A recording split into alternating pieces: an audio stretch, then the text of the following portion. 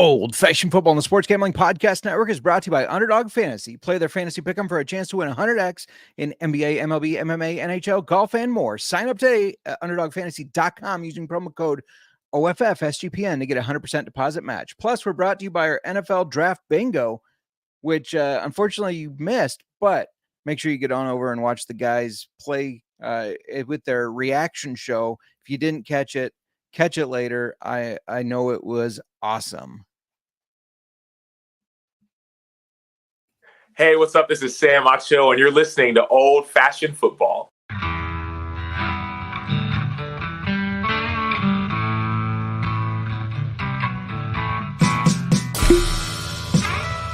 Old-Fashioned Football.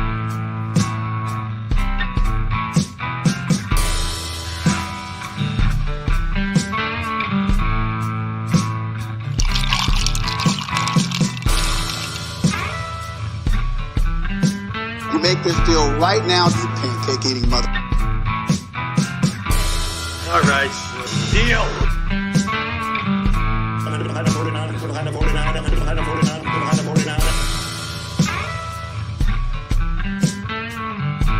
Old-Fashioned Football. Welcome to Old-Fashioned Football. If you're wondering who you're listening to, this is JMark. You can find me on the X at JMark Football, and this is Old-Fashioned Football at Old-Fashioned FB. We're going to be reacting to the draft as it's happening here tonight and talk a little fantasy football, as part of it, and the impacts that they're going to make. I'll tell you one impact already. Caleb Williams was selected by the Chicago Bears, and you got to wonder, how high is this ceiling? If the college tape can, play out on the NFL, at the NFL level, then the sky's the limit, right? So Caleb Williams selected by the Chicago Bears out of USC should end up being a game changer. If he can make those throws, he's going to immediately lift the offense up. You got DJ Moore, Keenan Allen, Cole Kmet, Gerald Everett, DeAndre Swift, all have stock going up because they are now playing with Caleb Williams. The Bears have another pick at number 9, but Caleb Williams is the 101 in Superflex Dynasty Leagues. That is a given. He's going to be the top rookie quarterback, I believe, and a potential top 12 quarterback right away, fantasy football-wise. So I was just on the main show. They were saying, get excited. I'm trying to be excited, but this is a guy that, I don't know. He looks great on paper. He looked great. The game tape looked great in college, but will he be able to put that together? So one thing I would hit right now, Williams Offensive Rookie of the Year, plus 250 on DraftKings. I saw it plus 350. I'd take that on FanDuel. So I would go check that out right now, because I do think he has the best chance of winning Offensive Rookie of the Year. So the Commanders are on the clock. Their pick is in. Let's take a look at what they got here.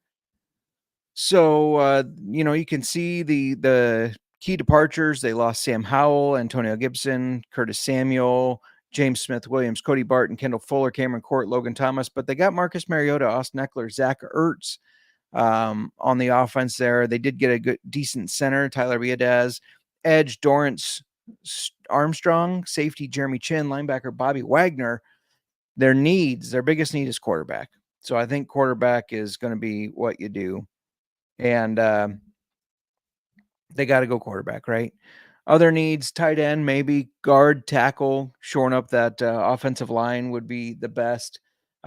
Edge and defensive back also needs. Their win total over under 6.5. They have a lot of picks in this draft, and they have, I think, quite a few. I think it's 4 maybe in the top 50, 5 in the top 100. That's franchise changing capital if they get it right? So over under 6.5 wins. The division, to win the division, I don't know if I like that, but that's plus 750. Make playoffs is plus 260. I'm smashing the over on their wins. 6.5 wins is not enough for a team that's going to be adding as many pieces. And they did select Jaden Daniels. I know there are a lot of people thought Drake May. I Both my mocks said Jaden Daniels. I thought he was the better guy out of LSU. Has an elite arm. He's got the rushing ability, and he's very similar to Lamar, but he's got a better arm than Lamar. Now, there were some concerns about the hits he take, but I think the NFL is going to do just fine protecting him. I could make an argument for him as the Dynasty 101 in Superflex because of his rushing ability, but just that small chance he gets injured, then that kind of holds it back just a little bit. But otherwise, I mean, this guy, he's your 102 for sure in Superflex. The second rookie quarterback that should come off the board. And he's a potential top 15 quarterback right away because of that rushing ability. I mean, they have some weapons for him. They have Terry McLaurin, Jahan Dotson. I mean, they did lose Curtis Samuel, but I don't think that's a huge loss. But I think that this is a good pick for them. This is a good pick. It's good for the organization, and they're going to be able to kind of maybe make some noise here as far as, the Eagles and the Cowboys have been trading back and forth, and maybe that is done now because this is a guy that I think is going to help them reach that next level. So anyways, yeah, Jaden Daniels to the Commanders. Let's take a look at that Commanders team again real quick here. And again, win total over under 6.5. I'm smashing the over on that. Win the division plus 750. I don't like that as well. I don't. And then make playoffs. I don't know about this year. I just don't know about this year. So that one I'm gonna hold off on, but it's the win total, 6.5 wins. I think that they end up smashing that for sure. So yeah. And now, of course, Washington has made their pick. So we got the Patriots. I mocked Drake May going there, and we will see. And we're not just talking football, talking a little whiskey. I have my old fashioned here. You can no longer really see my football ice cube, but it was a football. I joined the main show to talk a little Caleb Williams. And yeah, it's I think the Patriots go let me finish my thought on Caleb Williams. I think he's going to be good. I hope. It's hard to be optimistic as a Bears fan. We've been burned too many times. But yeah, let's talk about Jaden Daniels a little bit, who just went to Washington. And let's look at little highlights. Let's see if I can get this going here. There we go. Hopefully the computer can keep up. Here he is. He's got a big body, but he does take a lot of hits. But look at him run. He's fast, you see like Fields as he takes off, you see that, but he's got such a good arm too. A lot of times you get the quarterback that can run well, but there's questions about the arm and arm strength and accuracy. You don't have that with Jaden Daniels. You just don't have that. He's got, look at him, buy some time, which is what everybody loved. It kept his eyes down the field, hits his guy. So I think this is going to be a good move for Washington. And excited for the organization, I guess. Not as excited as I am for the Bears, but I'm sure Moneyline Mac is excited. So I'm seeing that the pick is in for the New England Patriots. We'll get to that when I'll announce it when they do it, but they need a lot of help. Quarterback, wide receiver, tight end, edge rusher, cornerback. You got to assume they're going quarterback here. I think it's going to be Drake May. We'll see. Some people were saying maybe JJ McCarthy. We'll see what happens here, but they traded Mac Jones away. Ezekiel Elliott left. I don't think that's that big of a loss. Devontae Parker, Mike Gesicki, tackles Trent Brown and Riley Reef, linebacker Mac Wilson, cornerback Miles Bryant, cornerback JC Jackson, cornerback Jalen Mills, key additions running back Antonio Gibson, wide receiver Kendrick Bourne, tight end Austin Hooper, lineman Mike Onwenu, edge Josh Uche, linebacker Sioka Takitaki, and safety Kyle Duggar. The over-under is 4.5. Win the division is plus 2,500. Make the playoffs plus 800. I don't know if I like any of that. 4.5 is not a lot of games to win, but they need a lot of help. This is definitely a rebuild. And while we're talking football, let's bring in a guy who knows football. He's a 49ers fan. He is a fantasy football player, though he did lose to his brother in my league a couple years ago. He's going to be happy I brought that up. Welcome, Nick. How's it going, man? Thanks for bringing that up again. I always appreciate, yeah. And, always reminding me that my brother was the 2020 fantasy football champion in your league, right? 2020. Something like yeah. that. Yeah. He likes to remind me of that every time that we get the opportunity to talk. But no, hey, happy to be on. Happy to do it. Do I say congratulations to you? We'll see, right? I mean, Yeah. that's the thing. We'll see. I want to believe, but we thought when I got excited about Mitch Trubisky when they drafted him, I got excited about Jay Cutler when they traded for him. I got excited about Justin Fields. None of them have been the guy. So, optimistic maybe, but it's hard to be optimistic. I think the last time the Bears went in the playoffs was Jay Cutler, am I not mistaken, right? Yeah. He did get us to the NFC North championship and then got hurt. I mean, you can always, you're kind of hopeful. I'm more on the optimistic side about just seeing what we're going to do and everything. Oh, hello. Yeah. The pick is in. Drake May out of North Carolina, which, if you tuned in to Old Fashioned Football last night, I gave out some NFL draft props, and one of them at plus 100 was the draft order to be Caleb Williams, Jaden Daniels, Drake May. So we cashed that. What do you think of this pick, Nick? I mean, he's got a big arm, but as a Bears fan, it's hard not to see a North Carolina quarterback and go, "Oh no, is that Mitch Trubisky or Sam Howell again?" I think I mean, again, you're going to get the best quarterback off the draft market. To be honest with you, Drake May is going to be that guy. Even though a lot of people think that he's going to be the bust.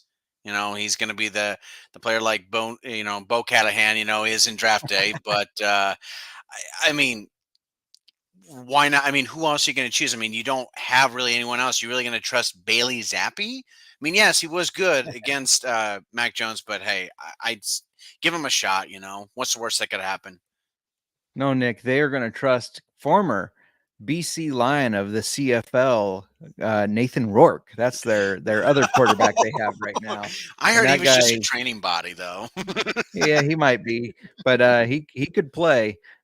We do have some Drake May highlights on the screen right now. Somebody that can use their legs a little bit, but he's more of a passer first, right? And he does have a big arm. He's got an accurate arm, but I think, my biggest concern is people said that Mitch Trubisky had a big arm and an accurate arm. People said Sam Howell, big arm, accurate arm, both of them on their second team right now. So, actually, I think Trubisky's back with the Bills, which would be his third team. So I don't know. If you're a Patriots fan, if you're Cody Zeeb, do you think you're excited right now? I think he kind of knows what the first round pick is going to be, all the hype and everything else. And it's like, who else would you rather take in that? I wish that Cody Zeeb would be in, just chatting away, but he's probably too busy, worrying about his NASCAR picks, the NASCAR gambling podcast. Watching some NASCAR. Shout out to the NASCAR gambling podcast. I actually think it was the F1 gambling podcast that gave out a 66-1 bet this weekend. That's pretty crazy. Unfortunately, I did not cash that with them, but neither did I. But it's okay. Shame on us. I know, not for taking every single Nick, one. I am happy to see, last time you were on our show, you had a ladder wrapped in the background there. I'm glad to see that you have moved the ladder. Yeah, it's no longer in my household. The father-in-law said, "Hey, I can take it back for you." Oh, thanks. I've only been keeping it. I had it back. Yeah, he wanted the ladder back for some reason. Let's talk about the Cardinals, who are on the clock. Their departures: Marquise Brown, Rondale Moore, Leaky Fotu, Antonio Hamilton. They did get Desmond Ridder. I don't know if that's anything to write home about. Kyler Murray, obviously still the starter there. DJ Dallas is the running back. Jonah Williams, Tristan Colin, Evan Brown. Defensive tackle, Justin Jones from the Bears. Mac Wilson, Sean Murphy Bunting. They need a wide receiver, center guard, defensive line, and cornerback. And betting market over under 6.5, win division plus 1,300, make playoffs plus 330. Nick, do you like any of those bets? Well, they're not going to win the division. They're not going to make it to the playoffs. The win total, potentially. I mean, I think Rod from the NASCAR game at podcast always, I mean, I agree with him. The Cardinals are always a thorn in our backside. Normally they'll really try to take us for our money. I think that's a potential depending on who they select and the chemistry that they have, but it's really it's tough to say that. I'm going to go with the under though on that, the 6.5. Under 6.5. Yeah. I mean, part of that's going to be if the Kyler Murray can stay healthy too. I assume they're going Marvin Harrison Jr. here, but we'll see. They did not trade it. It says the pick is in. A lot of speculation that this was going to be traded. While this pick is coming in, let's bring in. Oh, he's gone. We had another guest backstage, but he's gone now. Wow, that's okay. That's okay. That's okay. We'll bring him in just a second when he comes back. I think they go Marvin Harrison Jr. here. Do you? I would think so. You need something. You just lost Hollywood Brown. You know, you got to. I mean, who are you going to throw the ball to? Yeah, and he's going to be a guy that they've been looking for since Larry Fitzgerald. Really, I know DeAndre Hopkins had some good games for him, but he had some injury issues as I was getting older. So, yeah, I mean, this is a guy they need, and that's who they took. That's who they took. Congratulations, Marvin Harrison Jr. That is, I just want to pat myself on the back here. 2 for 2 from the show last night when I said that the other bet I gave out was at plus 120, I believe, was for those 3 quarterbacks to go, and then Marvin Harrison Jr. So thank you. Hopefully you guys listened and made some money. This guy, I hate using the term generational talent because everybody does, but that's what he is. He's a complete prospect. He's got the hands, he's got the route running, the size, the speed. He's your 104, I think, in Superflex. I think it's going to be Caleb Williams. It's going to be Jaden Daniels. People will probably draft Drake May next because it is Superflex. And then I think it's Marvin Harrison. He might be the 101 in a non-Superflex because so many teams already have their quarterback. Standard drafts or like auctions, I think his value is going to be right around a second rounder. Nick, what do you think about his fantasy football outlook? I mean, who else are you going to who else is Kyler Williams going to throw to? I mean, he's a stud. Yes, he came from Ohio State. But at the same point, he's going to deliver. I mean, this guy, great in college. He's going to be great in the NFL. I mean, again, who else do we really have to throw to? It's going to be Marvin Harrison. I think he would be a top fantasy perspective that I do see a lot of people shooting their wad of cash, invisible cash, to get him for a wide receiver. This could be one of those picks where it's like you're like $45, $50. What are people doing? Shooting their wad. Great way to word that. I mean, this is old-fashioned football. We can say things like that, right? I think you won't get that on the NFL Network. They're not going to talk about people shooting their wad over there. Well, I mean, they'll talk a lot about penetration, and finding that gap, and just, closing it, And the slot. How's the slot? Yeah. Exactly. So we'll throw some clips up here. And while these are playing, you're going to see Marvin Harrison, good speed, good size, scores a lot of touchdowns. While we're doing that, let's bring in our third voice for the day. He's a Packer fan. I want to know what he thinks. I know he's trying not to be optimistic about Caleb Williams in the way that I'm trying to be optimistic about Caleb Williams, kind of the opposite there. But let's welcome RD. RD, how's it going, man? I'm still having technical difficulties trying to get my headphones working. Fair enough. If you got to drop, that's all good. Yeah. I'll be back momentarily. Sorry, guys. No, all good. Sounds good. All right. Yeah, Marvin Harrison Jr., like you said, he's going to be a top commodity in the fantasy football community. He's going to be a guy that I don't know if he finishes as a fantasy football wide receiver 1, because I still have question marks about just that offense in general, but he's for sure a solid wide receiver 2. Well, I mean, it really depends about if Kyler's going to be there full time or not. If he's going to be in his Call of Duty, tournaments or not. How committed is Kyler Murray going to be to this team? If Kyler Murray's going to be there and he's going to be like Kyler Murray was before the injuries, watch out, because this could be a sneaky pick to do, dare I say, rookie of the year, potentially wide receiver. I'm throwing it out there, maybe. Yeah. Yeah. I mean, you could definitely see it. He has the capability of putting the numbers up for sure. So it could happen. It could happen. Next up is the Chargers, picking at number 5. Jim Harbaugh, a guy you know a little bit about, has taken over as their head coach, left Michigan. And this is a team that it seemed like they cleared house. And anyways, on offense, you got no more Austin Eckler, no more Keenan Allen. Thank you, Chargers. No more Mike Williams, no more Gerald Everett.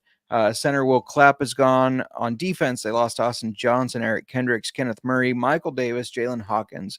For additions, they decided, hey, I want to get my brother's running back room. John Harbaugh of the Ravens, his running back room. So they brought in J.K. Dobbins and Gus Edwards. They did bring in Will Dissly, Hayden Hurst. I don't think those guys can really compete or put numbers up anymore. Center Bradley Bozeman, Christian Fulton. Team needs running back, wide receiver, tight end, defensive tackle, linebacker, and cornerback. I think they're going to go Malik Neighbors here because they need to get Justin Herbert somebody to throw to. Win total over under 8.5. Win division plus 300. Make playoffs minus 115. I don't think they're going to win their division. The Chiefs are going to do that. 8.5 is intriguing, though, because they do play the Raiders, who are a team that is struggling, though they are trending upward. They play them twice a year, and they play Broncos, who are kind of a shit show right now, twice a year. So that's 4 games that you should have a chance in. Nick, what say you? I'm going to say the win is going to be over. I mean, underneath Harbaugh, he's going to get the guys that believe in him and believe in the system. It may take him a year, maybe 2, but the third year, they're going to be a top contender. And dare I say, they may win that division against the Chiefs, because Harbaugh's going to figure out the Chiefs and just figure out the best pro weapons that he has at that time in his arsenal, basically. But yeah, definitely. I'm going to go over that. I'm going to do the 8.5. I'm going to go for the 9 on this. Yeah, no, I like it. It will be interesting to see what that offense does. I expect them to add a lot of offensive pieces in the draft for sure. So, but yeah, that'll be interesting. Before I keep going, I do have to get this out of the way. I got to let you know that we're running a contest, and if you're not in it, there's something wrong with you. Because we're giving away some autographed merch. All you got to do is be subscribed and then go to sportsgamblingpodcast.com/OFF contest. I know Nick is trying to win himself a Frank Gore jersey. We got that J.K. Dobbins. We just talked about him on the Chargers. We got his Lunar Eclipse Ravens mini helmet. DeAndre Swift on the Eagles. We got Travis Etienne's Clemson jersey. Lots of good stuff there. And we're also brought to you by Underdog Fantasy. The NBA playoffs are here, and our sponsor, Underdog Fantasy, wants to make it a lot more interesting. Underdog Fantasy is the easiest place to play fantasy sports. Playing their pick'em game is as simple as selecting higher or lower on player stats like points, rebounds, assists, and so much more. They got NFL season futures projections right now because it's just going against stat projections. I gave out 6 last night. I gave my 5 best ones, though. But you could choose 5 of the 6 and hopefully win some cash. We also put those out on our social media, so make sure you check that out. And hey, it's available in 30 plus states, including California, Texas, Canada, and now Florida. Just go to underdogfantasy.com or download the app and use promo code OFFSGPN. Again, that's OFFSGPN. And they just launched Champions. That's what they launched in Florida. It's a player versus player format. So Underdog Fantasy, promo code OFFSGPN, and they'll double your first deposit up to $100, plus give you an instant pick'em special. Promo code OFFSGPN. Had to get that out of the way. Let's see how we're doing here. RD, can you hear me, man? All right, perfect. Oh, I got you. I think you're muted. There you go. We're good. I'm too excited. It's draft night. It's like Christmas. Everyone has hope. It's amazing. I love it. Did either of you watch draft day today? I didn't, but I used the pancake eating line quite a bit throughout the day. I had learn my wife all about draft day and pancake eating. Yes, one of the first things I heard from Nick this morning, how's it going? I said, I'm working and I got draft day playing there. And he says, you pancake eating motherfucker. It's like, yep, there it is. So we were talking about the Chargers. Let me bring that back up. I'm curious what you think on the betting market here. The win total sitting at over under 8.5. I pointed out that they do play the Raiders and the Broncos twice in the year. Both teams that I think are beatable. What do you think about that line there? Do you like the over or the under? It's Jim Harbaugh. I lean towards over just because they're going to ride the Gus bus. They add J.K. Dobbins for whatever that's worth if he can stay healthy. We'll see what he has left in the tank. But to not think Jim Harbaugh can get to 7-9, running the ball, you still that doesn't even include the fact that you still have Justin Herbert. Yeah, I got to take the over. Yeah, I agree as well. Nick agreed as well. A little bit of a surprise. I thought they were going to go wide receiver, even though Jim Harbaugh did talk about the trenches. They draft Joe Alt, the offensive tackle out of Notre Dame. He was easily the best tackle in the draft. So it's interesting to see how that's going to shake things up with the Giants, the Titans, Chicago looking for a tackle. This guy's got size, talent, skill set, high football IQ. He's the complete package, and like RD was saying, running the ball with Gus Bus, I think this is going to make it easier because this guy is a beast in run blocking and pass blocking. Nick, what do you think of that pick? It's a good pick. It honestly is. He's enormous. He fits the scheme. They're going to be running the ball a lot, especially when you have J.K. Dobbs and Gus Edwards. Why not? Get behind that guy and just he's your best friend. Yeah. RD, what do you think? Does the pick surprise you? Did you think they're going wide receiver? No, I think Josh Palmer is that guy for them, or they believe he is. Anytime Keenan Allen or Mike Williams was out the last 2 years, at least for fantasy purposes, which did equate to some big yardage and touchdown games. I think obviously spending the first round pick last year on Quentin Johnson, they still have hopes. It's not like they've abandoned that. So I think you protect Herbert. You give those running backs another strong guy with pedigree to run behind. I think wide receiver was probably a smoke show to see if they could get value in a trade, but obviously they get their guy. Yeah, makes sense. Now it'll be really interesting to see what the Giants do. A lot of people thought they needed a quarterback. I don't think they need a quarterback in this round. I think they should go grab Malik Neighbors. I mean, this is a team that's been looking for a solid pass catcher for the past couple years. Malik Neighbors seems to make a lot of sense to me. What do you think, Nick? I would really love to just to have the Giants select a quarterback, JJ McCarthy. It would just be funny just to hear what the main show, Kramer, would say about that. Yeah. But I think the smart move would probably be wide receiver.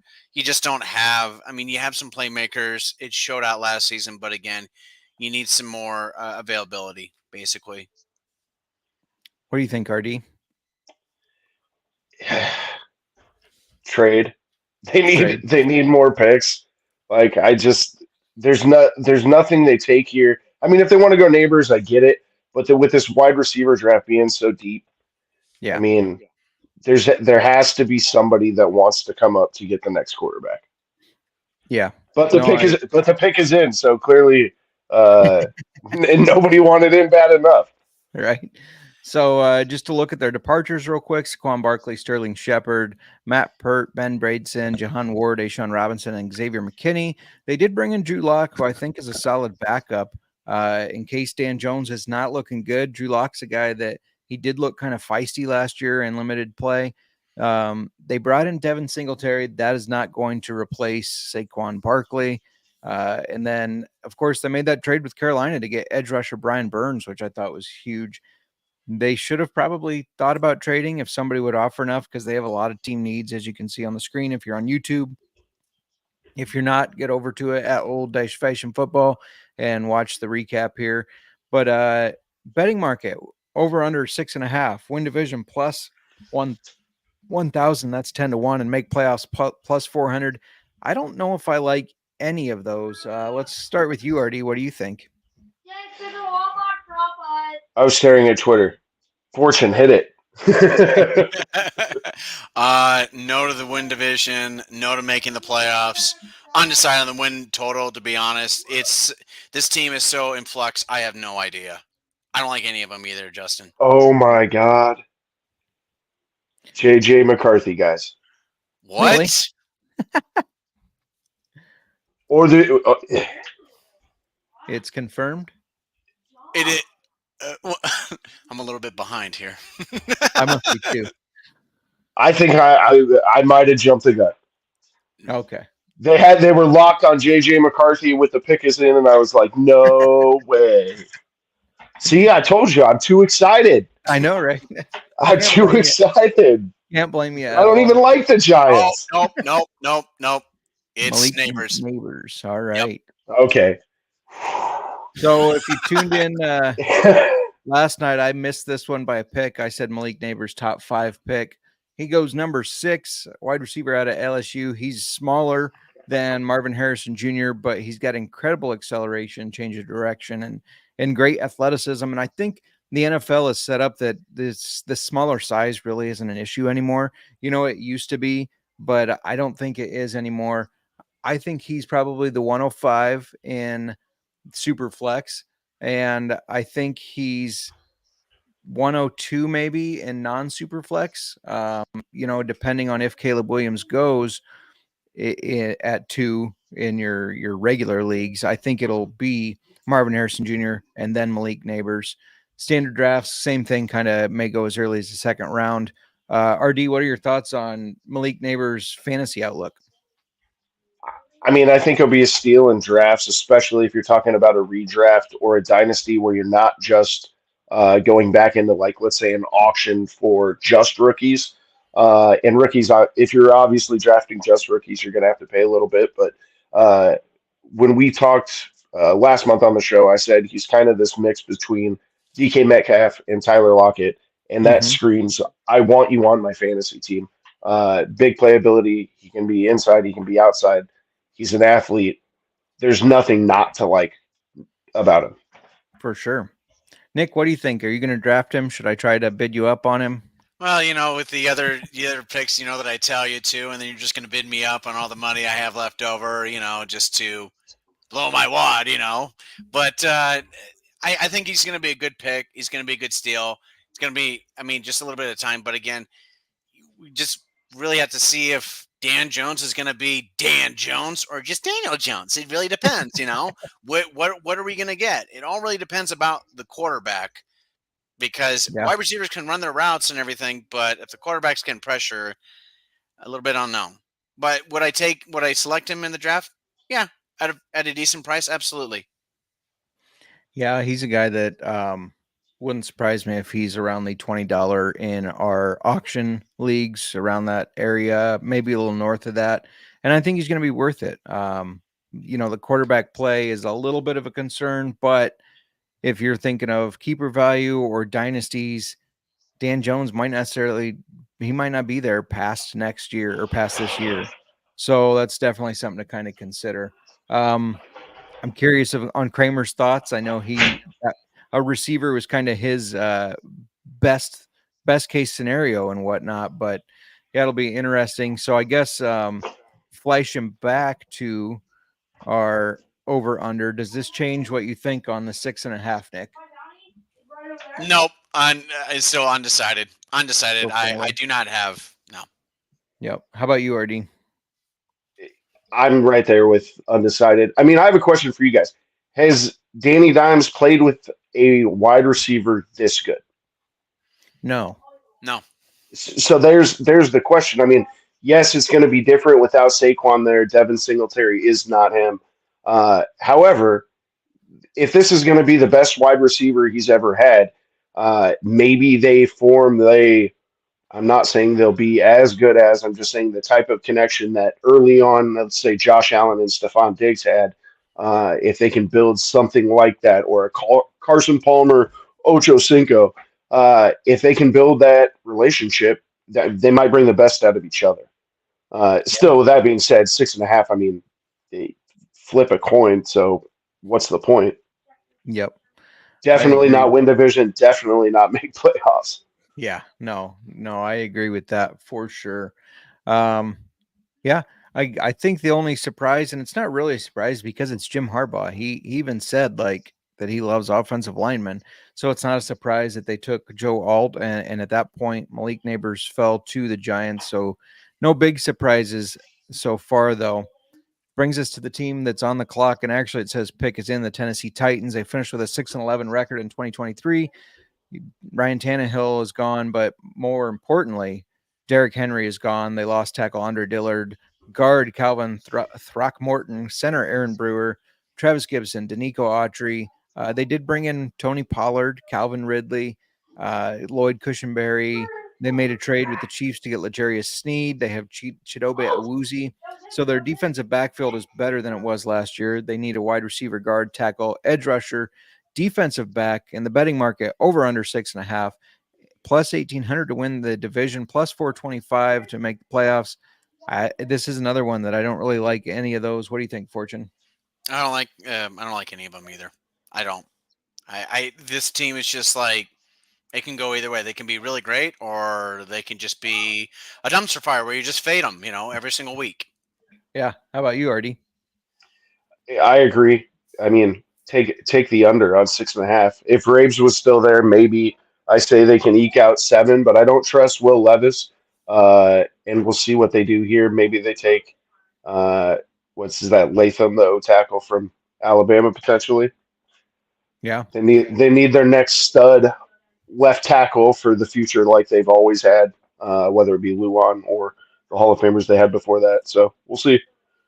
Yeah, I mocked Joe Alt to them. He's obviously gone, so it'll be interesting to see if they do go tackle still.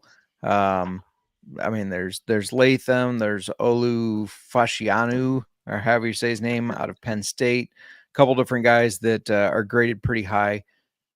I don't trust Will Levis either, and this is going to be a really interesting team as a team that's without Vrabel for the first time in years. So that's definitely going to be interesting to see what they do there. They said the pick was in, and then I don't know about you guys, but it went to commercial. So they're making us sweat it out here. Nick, which route do you think they go? I mean, I want to go offensive lineman as well. That's what they need help with, but I could see them, maybe this team goes on the defense. That Dallas Turner kid, from Alabama looks pretty good. I mean, I also do like the wide receiver as well. That Rome guy from Washington. Roma Dunze. I appreciate you telling me how to pronounce the name because I'm terrible with names. I know I am. I'm terrible. Everybody was mocking Roma Dunze to the Bears, and another nice weapon for Caleb Williams would be good, but I'd rather have a tackle to help block for Caleb Williams and help protect him. So I wouldn't mind Roma Dunze going here so that doesn't even have to be a question for the Bears and they can take a tackle. Because I do think right after the Titans, I think Atlanta goes defensive side of ball. But yeah, what are your thoughts on Roma Dunze, RD? We'll see how it goes. He's a stud. He does everything well. He can play inside. He can play outside. He wins at the high point. We'll see how Will Levis is if that's who they take. We'll see if he makes it to the Bears. I don't know that the Bears need to continue to load weapons. Like there's other needs. All the shiny toys in the world. If you're getting tackled, if you're getting sacked, ask Justin Herbert, ask Danny Dimes. Like when you're going down all the time. I mean, even look at how much Joe Burrow was hit the first couple of years. Like, you cannot let that happen to Caleb Williams. Yep, agreed. 100% agree. Are you with us drafting Caleb Williams? It looks good on tape and everything. Are you a little bit worried as a Packer fan? Absolutely. And I'm scared. I'm scared what happens at 9. Like they potentially have the right GM, and it could be the home run. I mean, it's going to be the best division in football, storylines anyway, next year, as far as how deep it could go. Yeah, for sure. Titans making their pick now. Who'd they take, Nick? You must be ahead. Oh, JC Latham. Yeah, JC Latham. I believe RD called that. I was going to say RD called that one for sure. So JC Latham out of Alabama to help block for Will Levis. Offensive tackle was a big need for them. It's not necessarily a mover of the market as far as win total and everything for me, but it was definitely a piece that is important for them to kind of shore up that offensive line for sure. But they're in a long game, right? Yeah. Yeah. Like this isn't a draft where it's just going to flip the fortunes for the Titans. Yes. Yeah. Flip the fortune. Nick, don't start doing flip. I'm not flipping. I can't do that. I'm too old for that. I knew right away he was thinking about flipping. So real quick, while JC Latham's walking up to the podium and everything, want to let you know that if you want to go into the Circa Survivor or Circa Millions contest, you could go to the football contest proxy. So they'll do all your picks for you if you don't live in Nevada, because not a lot of us do, right? It's easy to hire a proxy to submit the picks for you each week for your chance to win millions. All you got to do is sign up in Las Vegas, and then you just submit your picks to your proxy. And we've partnered up with the gold standard of proxies over at footballcontestproxy.com. Plus, if you use the promo code SUP at checkout, you'll save $50 off proxy fees. That's right. Just go to footballproxy.com. That's footballproxy.com, promo code SUP to get $50 off. All right. The rest of this presentation or this show will be brought to you commercial free, as they say in some sports. Yikes! Yeah. Unfortunately, football is not one of those. Wow, JC Latham picked Roger Goodell up. I'm waiting to see if he's going to drop him or suplex him. Oh, he put him down nicely. Roger coming off of back surgery. Yeah. He's whispering in his ear, please stop, please stop. Nick, I know you mentioned you were going to be drinking some whiskey. What are you drinking tonight? I am drinking just the premix old-fashioned, the Bullet. It's the Bullet. So I'm just having just a glass, and then I'll switch over to water because, drink water, It's important to hydrate. Are you out of your slow and low? Mm-hmm, I am. I still have the bottle right here that reminds me every day, hey, make sure you get another bottle. There you go. RD, drinking a can of sparkling water. What'd you have there? I am rocking a Sam Adams Just the Haze, one of the better non-alcoholic IPAs, but hazy IPA in this particular case. Very smooth, doesn't give you that kind of end of the beer fake flavor, which is a problem I've had here. I found really good ones out in Colorado when I was out there for my honeymoon last year. And then a rep brought this in not too long ago. I like it a lot, so I got a case, got it down in the garage. Figured 6-pack tonight. Yeah, there you go. I started with the old fashioned with chicken cock bourbon. Fun name to say. But we had their whiskey ambassador, Will Whittington, on last Friday. Really knowledgeable guy. A lot of fun having him on, and just very knowledgeable with their processes, their history. They're a very, very old brand that was around pre-Prohibition. And right after Prohibition, they started making things cheaper, which led to them falling out. And then an entrepreneur was in a museum and happened to see one of their bottles behind a glass case and thought, I need more information on that. He relaunched the brand. And they kept the name just because, back in the day, rooster was not very common. And so it was a chicken cock. And, they just decided to stick with that. And I got to give them credit, because if you're at a place and you have a really good whiskey, sometimes you get home and you're like, shit, what was that whiskey I had? You're not forgetting the name chicken cock. It's just something that's going to stick with you. So props to them for that and keeping the name. Who's up next? Falcons. And the pick is in, it says. Let's talk about the Falcons a little bit. If I would have organized these alphabetical, would have been a little better. The big news here, they brought in Kirk Cousins. And maybe they're in trouble for tampering, I guess, with Kirk Cousins, and they might get some penalties, but they got him either way. Eddie Goldman also said, hey, Kirk Cousins, I'm going to come out of retirement and play with him. So he came out of retirement. They brought in Darnell Mooney, who didn't do much for the Bears the past couple years, so I wouldn't get too excited about that. And Rondale Moore to replace the fact that they lost Desmond Ridder, Mac Hollins, Van Jefferson, Cordarrelle Patterson. They lost tight end Jonnu Smith. Guard Matt Hennessy, edge Bud Dupree, defensive line Calais Campbell, and cornerback Jeff Aduka. They need a defensive lineman, a cornerback, a wide receiver, Over under on the win total is 9.5. Win the division. They are the favorite at -130. Make playoffs at -300. Let's start with RD for the win total. Do you like 9.5? Is that a little too high for you? And is the win division too juiced, or do you like that? The over under at 9.5. I say right now it's too high, but we'll see how the rest of everything plays out. We'll see, once we get into training camp, injuries, that kind of thing. If they get, even if it's not a Kirk injury, that's just, long term, if he sits out a few weeks, whatever the case may be, maybe that win total goes down a little bit. To win the division, I don't like it until it gets down to a little bit closer to positive money, but the division's weak enough. I wouldn't be shocked if they go over. Yeah, true. And they should win the division. The Bucs, I guess, would be their biggest person in their way. Did they just draft Michael Penix? They did. Whoa. Well, that is interesting because now he can sit behind Kirk Cousins, who they gave a lot of money to. But that's interesting either way. I'm a little bit shocked on that one. Did not expect that. But Michael Penix out of Washington, big arm strength. He can make all those NFL throws. He kept being labeled as not necessarily a day one starter, and he doesn't have to be with Atlanta because they have Kirk Cousins. Obviously, sitting behind Kirk Cousins, that's going to affect his dynasty value, and he's not going to have a fantasy football impact in year one, I don't think, unless there's something we don't know about Cousins' Achilles. But then why did they pay him all that money? This is shocking. Let's start with RD. What are your thoughts here? I don't understand it at all. I don't get it.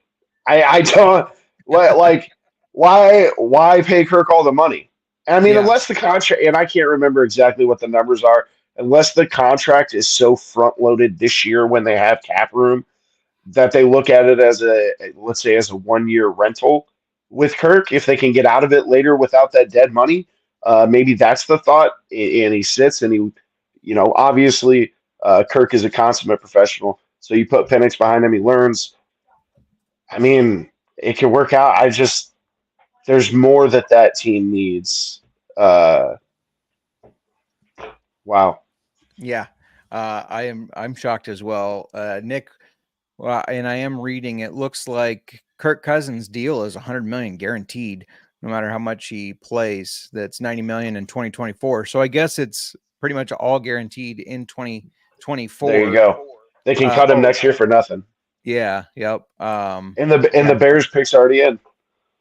Well, they knew quickly who they wanted. Nick, what do you think about Michael Penix to the Falcons? Holy moly. What a shocker. Again, they did this last year with Robinson, the running back, when I'm like, too early.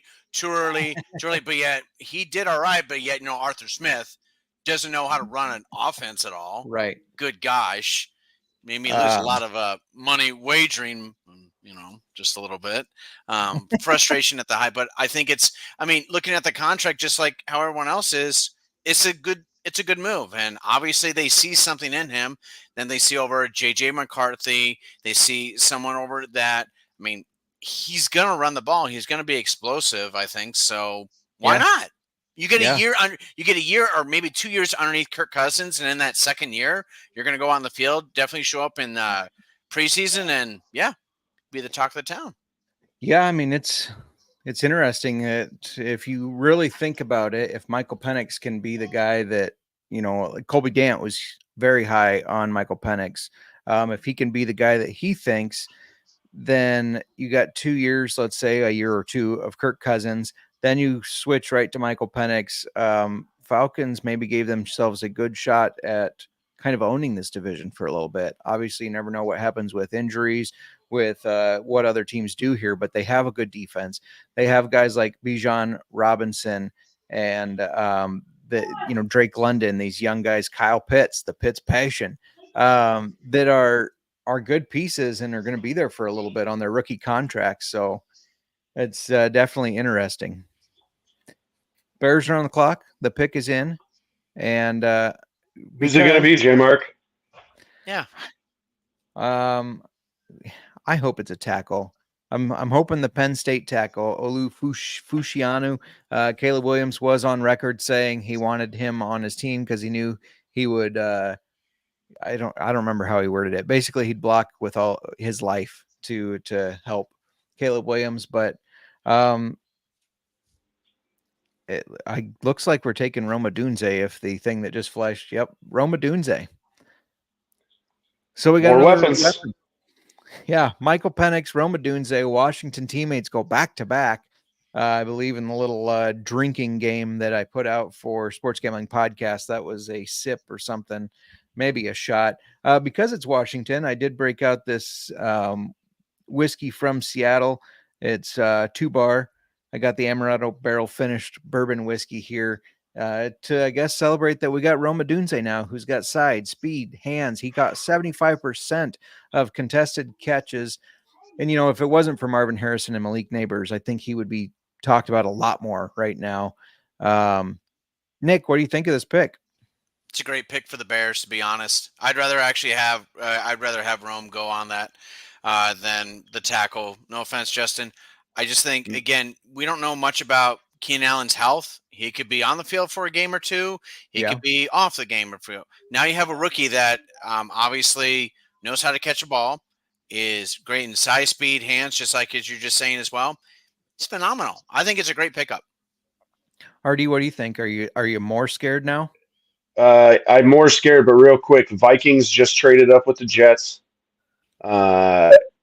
Is this got to be JJ McCarthy, right? I think it has so. to be. Yeah. I think that I mean, on the outside looking in, yes, 100% scared. Another weapon who gets to grow on that rookie pay scale with a potential 5th-year option for both those guys. With the defense, you know, if they can fill in the rest of that defense with guys that are depth pieces that can build the starters with what they already have, I mean, they are setting up to make a, you know, potential run to being a top contender in this division for years to come. I mean, you have to be happy if you're a Bears fan right now. Yeah. This means I mean, I think the Packers, especially with, you know, the presumably offensive player for Vikings, Goody's going to take another defensive player in this first round. Calling it right now. Fair enough. So the Bears, do they have a top 3 wide receiver room, top 2? What do you guys think? RD, what do you think? It has to, I mean, knee-jerk reaction, it has to be top 3. We'll see how San Francisco gets through the end of the night. If anything happens with the 2 guys that are rumored there, that's got to be right up there. I mean, they have to be. I mean, Cincinnati again. Let's see if anything happens with T. Higgins tonight. Yeah, yep. Making Nick nervous talking about maybe Brandon Ayuk leaving or Deebo Samuel. Nick, what do you think of the Bears receiver room? Are they top 3, top 2? Top 3 for sure. That team just really showed up here. Can I just go over that? The Jets got a heck of a lot more picks. Just a pick down. Yeah, it looks like they moved down to that 11th spot and got a 4th and 5th rounder for this year.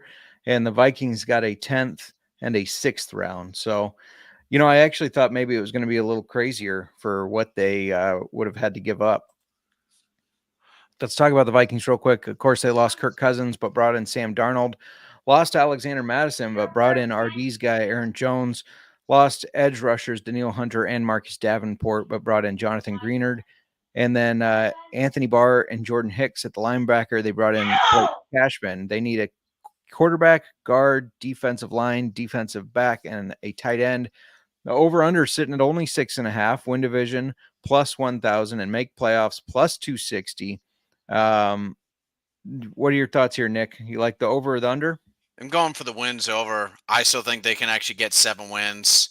There's going to be some plays that, you know, they're going to win. I mean, that's the only confident play. Win division, no. Make playoffs, no. How about you, RD? I'm taking the over. No win the division. I'm not wasting my money on making the playoffs. I think 7. I think 7-8 maybe. Even if they could go 9-8, they could have a winning record. Aaron Jones, as long as they have a spell back to help him out, they should be good. It's still Jay Jett. It's still Jordan Addison, and now it is JJ McCarthy. JJ McCarthy is the pick. Is it really? Out of Michigan? Oh. That's what RD says. Oh, okay. Well, we better go. I saw it on Twitter. I busting the boys. I'm calling it. I think that's the only thing that makes sense for them to trade up for, in my opinion, to take JJ. But I like the over. Just going back real quick to the win total here, I like the over as well. This is a very well coached team, and I know they lose Kirk Cousins, who is a good quarterback, but even if JJ is not a starter right away, Sam Darnold, I think, is going to be sneaky good with weapons like Jay Jettas, Jordan Addison, TJ Hawkinson, Aaron Jones in the backfield there. I mean, I think Sam Darnold can run that offense just fine. I don't think they need to rush JJ McCarthy onto the field. So, yeah, I agree with you guys. I like the over as well. Won 7-10 last year with guys like Nick Mullins and Josh Dobbs getting some starts. So you throw in Sam Darnold and or JJ McCarthy. I mean, and Justin Jefferson was hurt some there too. So I definitely think that over under, you smash the over right now. As much as I think they'll be the worst team in this division, I still think they can clear 7 wins again. So, RD, how's the division? How does it end up going? Who's first, second, third, and fourth in your opinion? I mean, I feel much like I did last year when we did the preview of the season. I feel like once we see the schedules, I'm gonna have all of these at 10-7, maybe an 11-6, just because they're gonna beat each other up. I mean, the Vikings are still gonna steal wins, probably if 1-1 against the Packers every year since World War II, it feels like. So, I mean, flip a coin. I can see the Lions fall back a little bit. I can see the Lions take a step forward. I can see the Packers take a step back. I can see them take a big jump. I mean, the plethora of options or outcomes that could happen, I think, is what makes this division so exciting. Yeah, for sure. Nick, who do you think wins the division? And remember that your best friend is a Bears fan. Well, it's not going to be the Bears, unfortunately, as much as that it probably kills you. And where's the probably button? I'm probably off the Christmas card list as well. Look, there's just so much uncertainty with that. I still think it's going to be the Lions. I still think the Lions are going to be the top dog in that division. And prove otherwise. It was just a solid team. They're getting really better. I mean, they should have beaten us in the NFC Championship, which sadly they didn't because, just like the rest of us, he's a gambler, the head coach is, of course. But, I mean, if I was going to rank it right now, I'd say Lions. I'm going to go Bears, Packers, Vikings last. He only did that because I'm such a Bears fan, RD. Now you're off RD. It's a viable outcome. It's a viable outcome. I mean, that could be that he could be exactly right, and all 3 of those teams can make the playoffs. Yeah, that's very true. A whole family coming out to help announce the Vikings pick here. When is ESPN and the NFL just going to or maybe it's not even ESPN, put this on Netflix live? Who cares if we hear swear words? Because when Twitter is so far out of the live broadcast, yeah, it's just like silly. I agree 100%. Yeah, this is going to be interesting. Like I said, we all think it's going to be JJ McCarthy, especially since they traded up one spot. They must have, you always hear the stories of they had a hunch that somebody else was going to trade up, because I doubt the Jets were going to take JJ McCarthy. So trying to leapfrog ahead of Denver and Las Vegas. You guys might be a little ahead of me. So far on mine, they have not announced it yet. They have not announced it on mine either. It's just got that little kid, just talking, that little kid. Pittman, Pitt's passion. Oh yeah, Asher Pittman. Christian Ponder. Oh, RD called it. Good job, RD. It's Twitter. It's Twitter. It's ahead of the game. Or X. Sorry. I got to start calling it the right thing. X now. So that's our 5th quarterback off the board. My under 4.5 does not hit, unfortunately. But I also did not think the Falcons were going to take a quarterback. So kind of surprised there. I thought the others would kind of fall to that second round.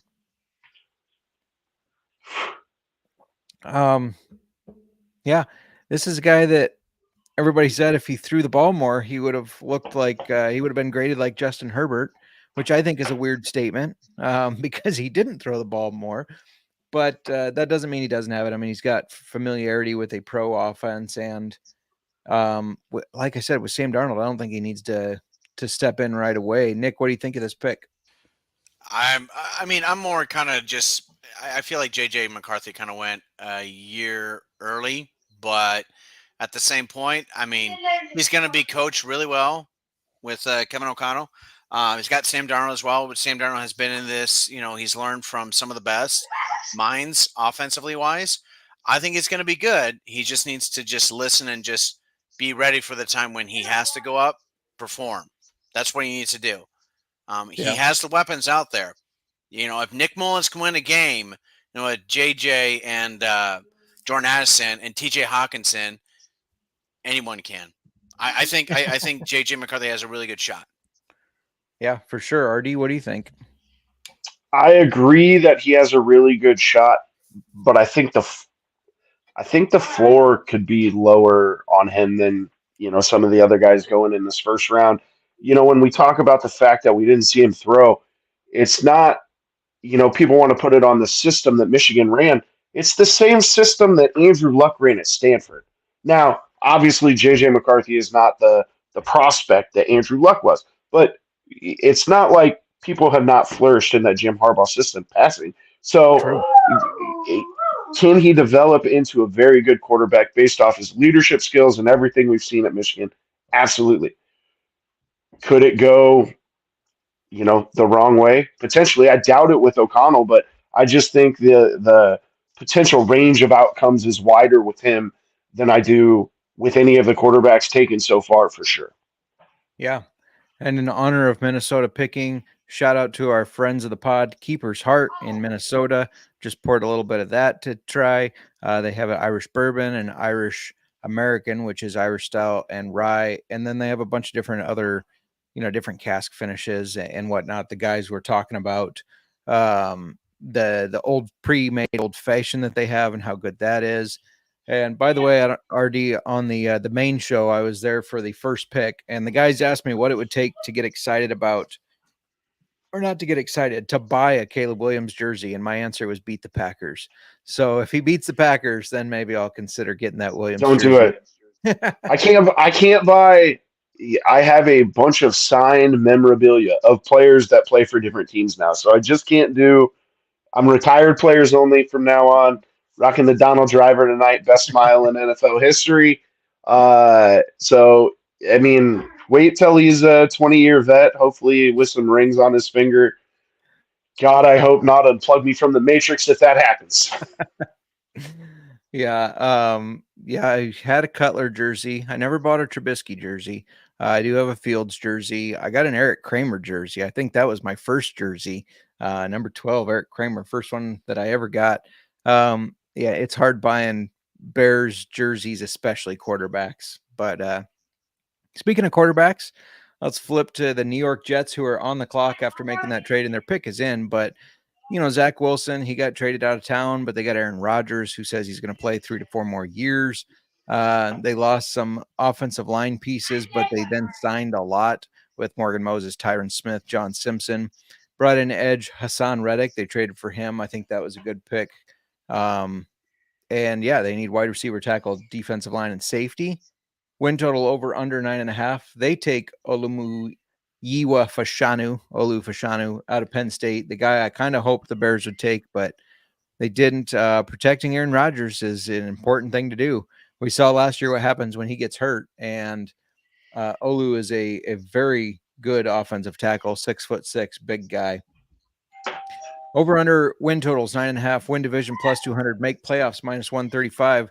RD, you rooted for Rodgers for many years. What do you think of the betting market here? Do you like the win total or division? No, because it's still Buffalo. It's the Dolphins' division to lose. Mm-hmm.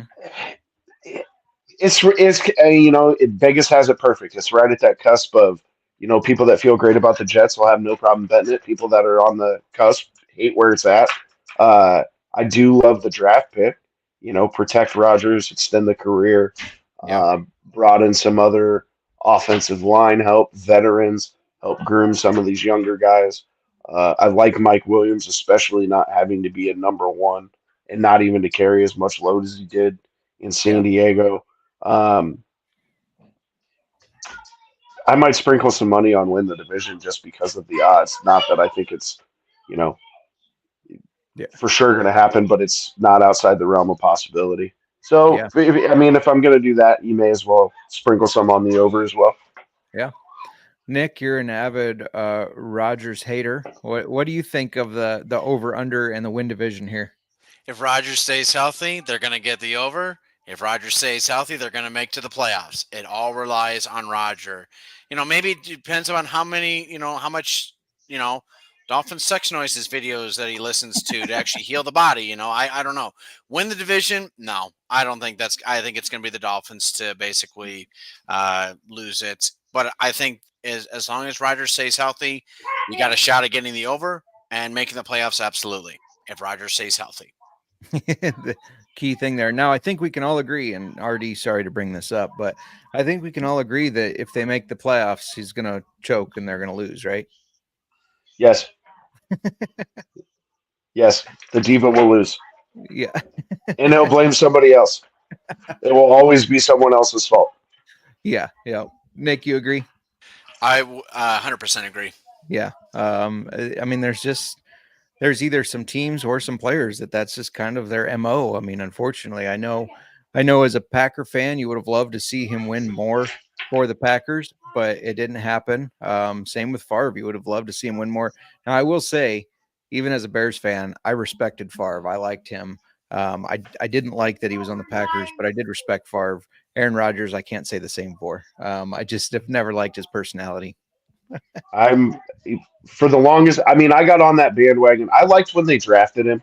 I was, for the same reasons I got fed up with Rodgers, I was fed up with Favre.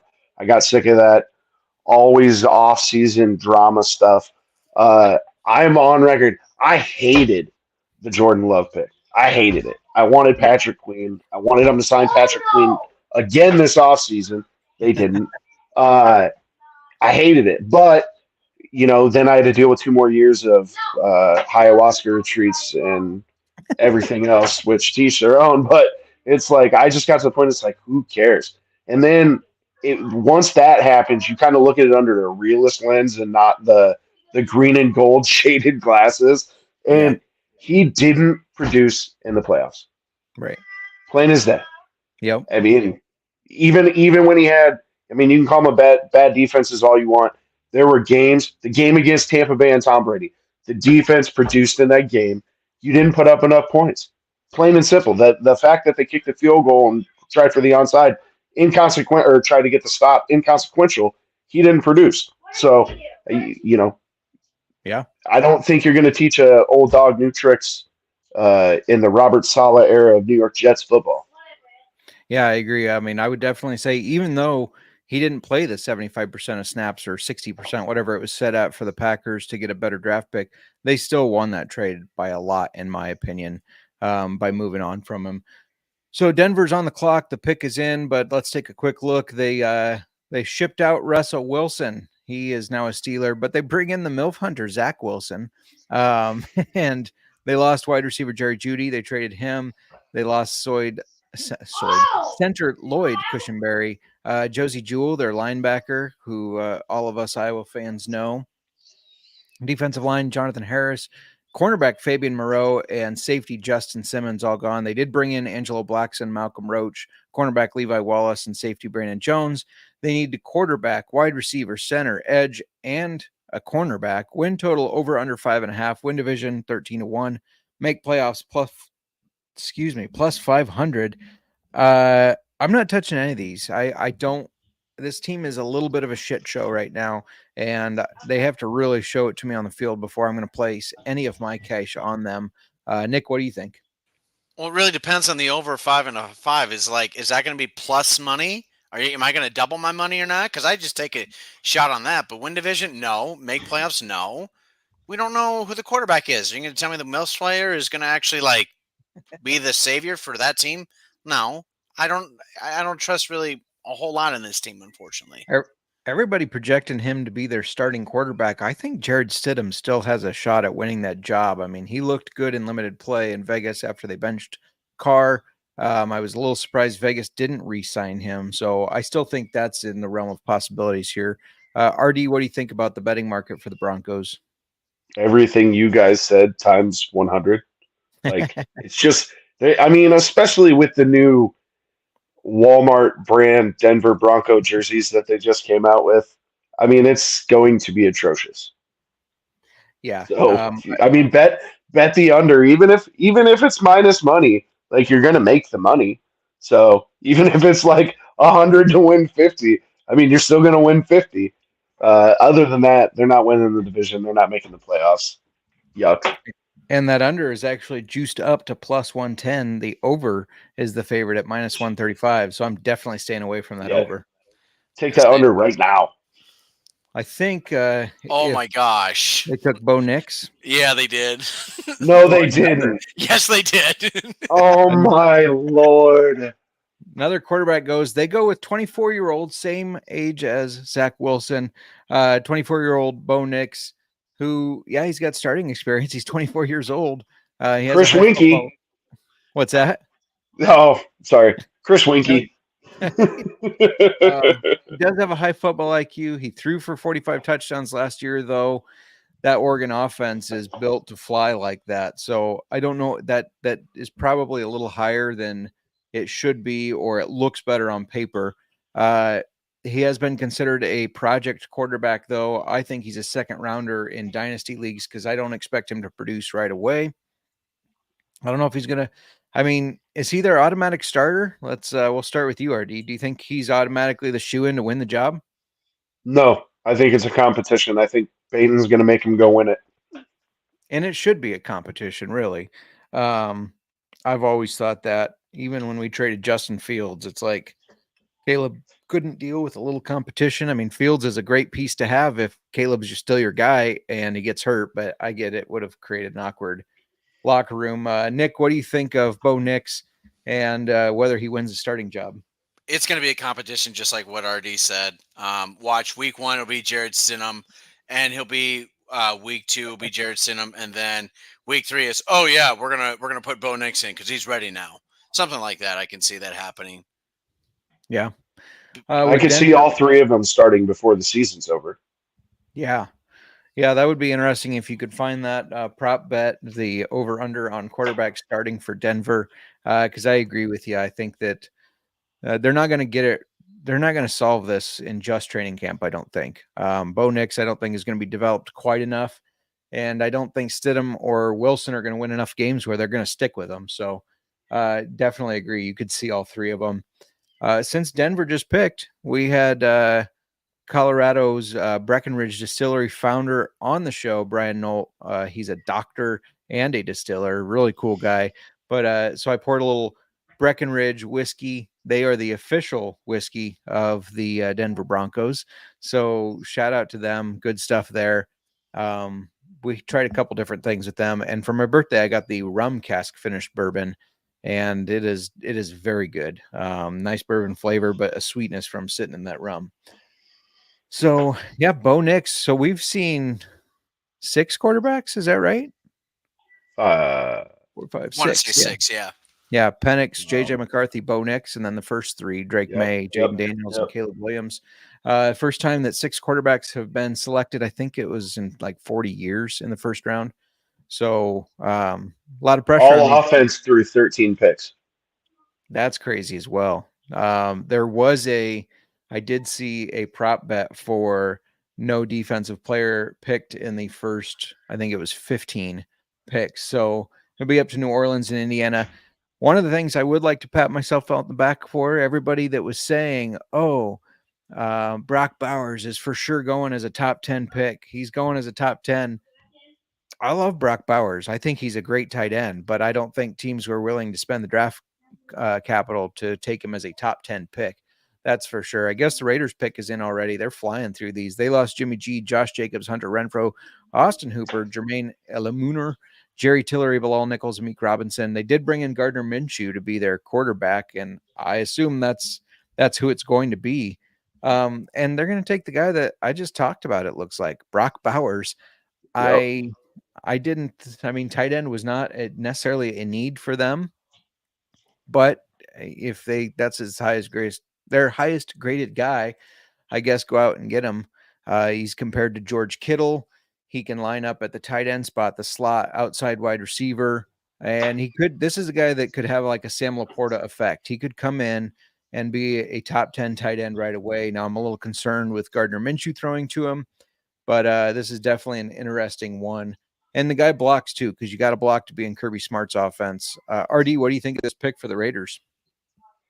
I think it's a good pick. I don't like you. I didn't see it coming, but he definitely has Bowers definitely has the ability to be that George Kittle, that TJ Hawkinson, that guy that should have gone to tight end but instead he went to Georgia, probably to win national championships and score points for that matter. But he could be very dynamic, especially in a place like Raiders with Gardner Minshew. You worry maybe about that rookie lull like Dalton Kincaid had for the first 9 weeks of the season, as the Raiders try to figure out what they're going to be on offense this year, with no Jacobs, Gardner Minshew as the starter. So it'll be interesting. I think you're going to see a lot of people in fantasy look at it like a Pitts was coming out as a rookie, but you might also have that back end of, well, he might finish like Pitts finished, just because of where he ended up. Yeah, for sure. It's interesting, the fantasy football community, how we've gone from, we would almost never put much stock in a rookie quarterback. And now we're starting to see like, oh, well, maybe they can succeed. Nick, what do you think of this pick? It's kind of a spit in the face to their former tight end they just got last year, Michael Mayers. True. I mean, kind of a spit in the face on that. But again, he could be that impactful guy. And would I put money on him? Yes, I would. Look at what he did in college. And you think that, I mean, it could be Gardner Minshew, Justin, but let's also face that it could be the pedophile mustache, Aiden O'Connor as well. I mean, it could be that individual as well. But I mean, it's another weapon for them. It's great. I would have done something else, but Brock Bowers is probably the best available. I'm kind of shocked with their coach, Antonio Pierce, who, I mean, a high-flying offense is not what he's about. They're smash-mouth football and play tight defense. I'm shocked that with the top defender still on the board, because no defensive players have gone, that they pass on that and take Brock Bowers. That's surprising to me. And we're up to pick 14, and so far no defensive player has gone off the board. It's just surprising to me. It's all about the offense, right? It's crazy. I mean, I haven't seen a stat yet for when's the last time, if any, that this has happened, or what's the longest it's been. But this is nuts. And I mean, couldn't you see New Orleans drafted offense right here, whether it be on the O line or, I mean, this is crazy. Yeah. I agree. Let's talk about New Orleans a little bit on the clock. They lost Michael Thomas, Jimmy Graham, Andrews Pete, and then on defense, Malcolm Roach, Lonnie Johnson, Isaac Yodom, and Zach Bond. They did bring in Chase Young, Willie Gay, Tyrann Mathieu.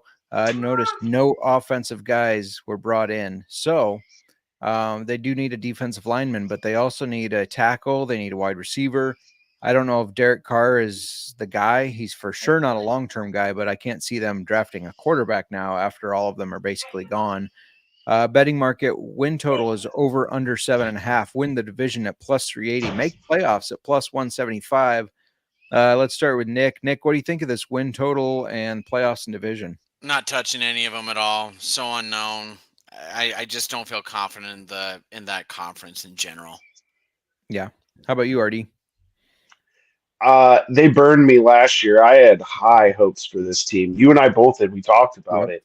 I can't. I mean, as Fortune's talking about it, I'm trying to talk myself into it, and I'm like, whoa, whoa, whoa, whoa, whoa. We've done this before. We're not doing it again. Derek Carr's on the way out. Take the under. They're not winning the division. They're not making the playoffs. I think this team's going to be in that. I still think they're reaping the cap hell that they put themselves in, and have just continued to push it down the line. Well, the check's going to come due. You're going to have to pay it sooner or later. So I think that's kind of I think that's where they're at as an organization right now. Yeah, for sure. It's kind of interesting that make the playoffs no is minus 220. Now, granted, that's pretty juiced, but I don't think they have a shot at making the playoffs, especially when you think about the division. Falcons should win it. The Bucs won it last year, and they're bringing Baker back. They're bringing Mike Evans back. They should still be pretty competitive. I don't think the Saints have a chance at winning this division. I think they'll be third in it, which means that they likely won't make the playoffs. So juiced or not, there may still be some money to be made there if you have enough to throw on it for missing the playoffs at minus 220. But I agree. They're not going to make the playoffs. They're not going to win the division. And I don't, the over under is probably right where it should be. They'll probably win 7 to 8 games, but I think under is the way to go with it. You think they draft a defensive guy, take the best defensive player off the board now? What do you think, Nick? I mean, I feel like you really need to, but I mean, the way that everything's going right now, they're probably going to take an offensive mind as well. Maybe another tackle or anything else. They have a load of tackles. You always need help, just protecting Derek Carr because he's a fragile quarterback. And they drafted Penning out of UNI 2 years ago, and it just hasn't really paid off like they were hoping. He hasn't developed into he's okay, but he's not the mauler they were hoping. RD, you think they go defense here? I see pick is flashed across the screen. I mean, they had at some point they got to replace their veteran. Your Demario Davis, your Cam Jordan. So if you're talking about a longer rebuild, like I think that they're in, defense is the play right here. Let Derek Carr get sacked a few more times, and then deal with your offensive line later in this draft. Yeah. No, I think so too. And kind of varied. People thought maybe this would be Dallas Turner as the top edge rusher, Jared Verse. So it'd be interesting to see if they go with one of those guys. They're all clapping. They're pretty excited about whoever they took. Looks like a bunch of pancake eating motherfuckers to me. I mean, they're drunken at the draft in Detroit. They probably stopped and ate at Mom's Spaghetti. Right. The guys were asking, what do you think is being drank the most in the crowd there? Probably beer, right? Yeah. It's Midwest. It's Detroit. It's a beer for sure. Now, whether it's a Miller Lite, it's probably not Busch Light. That's the Iowa one. Probably Miller Lite is my guess. Miller Lite, MGD, High Life. I bet they're selling them by the silos full. Yes. Yep. Yeah. The crowd, shout out to Detroit. They were very excited. The crowd was wild. They're excited to have a football team that's winning again. While we're waiting for this pick to come in, let me ask. I'll start with RD. What do you think of the new proposed dome for the Bears? I don't have a problem. Kramer's never going to let me hear the end of this. I don't have a problem with it. I think that they're going to have to figure out functionality of how that's going to fit in that area as far as people getting to and from, unless everybody's coming by boat in the middle of winter. we'll see what happens. Yeah. I mean, the only thing that worries me is I never want Lambeau to go to it. And if the Bears do end up getting a dome, they get a Super Bowl, they make a bunch of money. Eventually it's probably just going to be everywhere. Yeah, agreed. The Saints pick is in. Talise Fuega, the offensive tackle out of Oregon State. So there we go. Another offensive guy. We're almost 15 picks through the draft.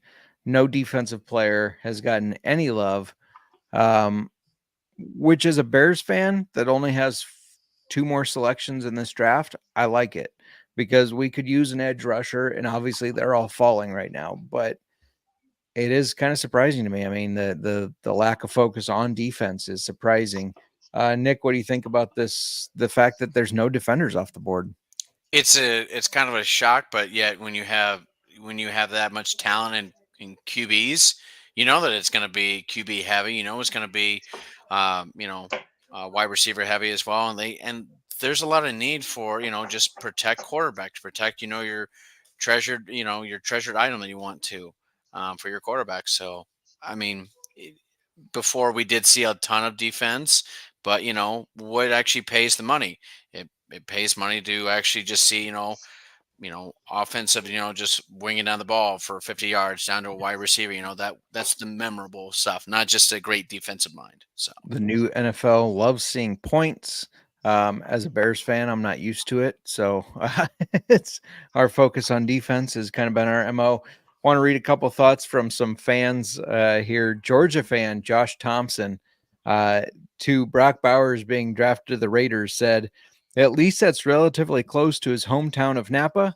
That's all the positives I've got for it." So he feels bad for Bowers. And then Mike Byerly, Broncos fan, checking in, said, "Is there any chance that Bo Nix actually becomes a good starting NFL quarterback?" I think there's a chance. Will it happen? I don't know. He's stepping into a rough situation there, but I think there is a chance. He's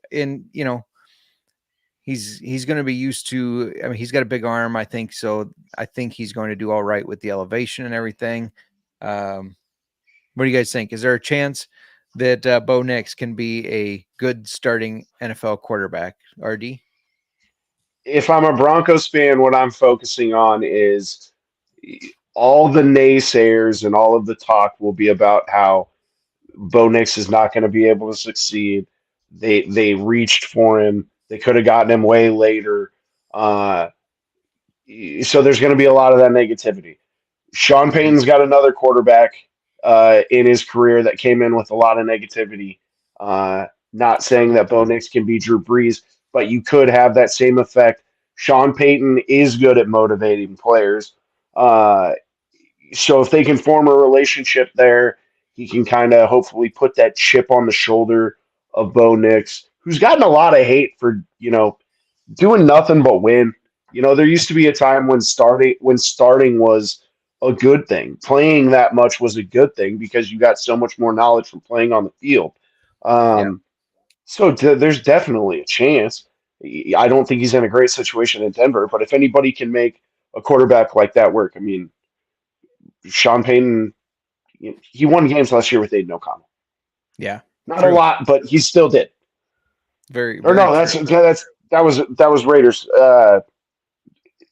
with Russell Wilson. That's even worse. Touche. Shout out to Paul Stevie, who is commenting. He's in the watching on the tube. Nick, I didn't get to ask you, what do you think about the Bears getting a dome? I don't have an opinion on that. I hate it. I'll tell you why. I mean, it's an advantage when you have these warm weather teams come play in the cold, snowy, and windy city in Chicago there, especially on the river there where you got a lot of wind coming off that, and you're taking all that advantage away. So I definitely don't like it, but I get it. They want to have a Super Bowl. They want to sell more tickets, yada, yada. They don't want people. How's that advantage work? How has that advantage worked the last few years, as far as those late season games? Touche. Colts are on the clock moving forward. Colts on the clock. So I like the fact that if Anthony Richardson gets hurt again, they have Joe Flacco they can turn to. They lost Zach Moss, Isaiah McKenzie, Jake Martin, brought in DeForest Buckner and Zaire Franklin. They didn't bring in a lot. They didn't lose a lot. They could use a wide receiver and a defensive back. I know they have some other needs, but those are the big ones. Over under 8.5, win the division is plus 240, make playoffs plus 100. Nick, what do you think of the betting market here? I'm going to go, win total, I'm going to go over on this one. Win the division, no. Make the playoffs, no. Again, it's that same division. I just don't know who to root for. But I think they can win 9 games for sure.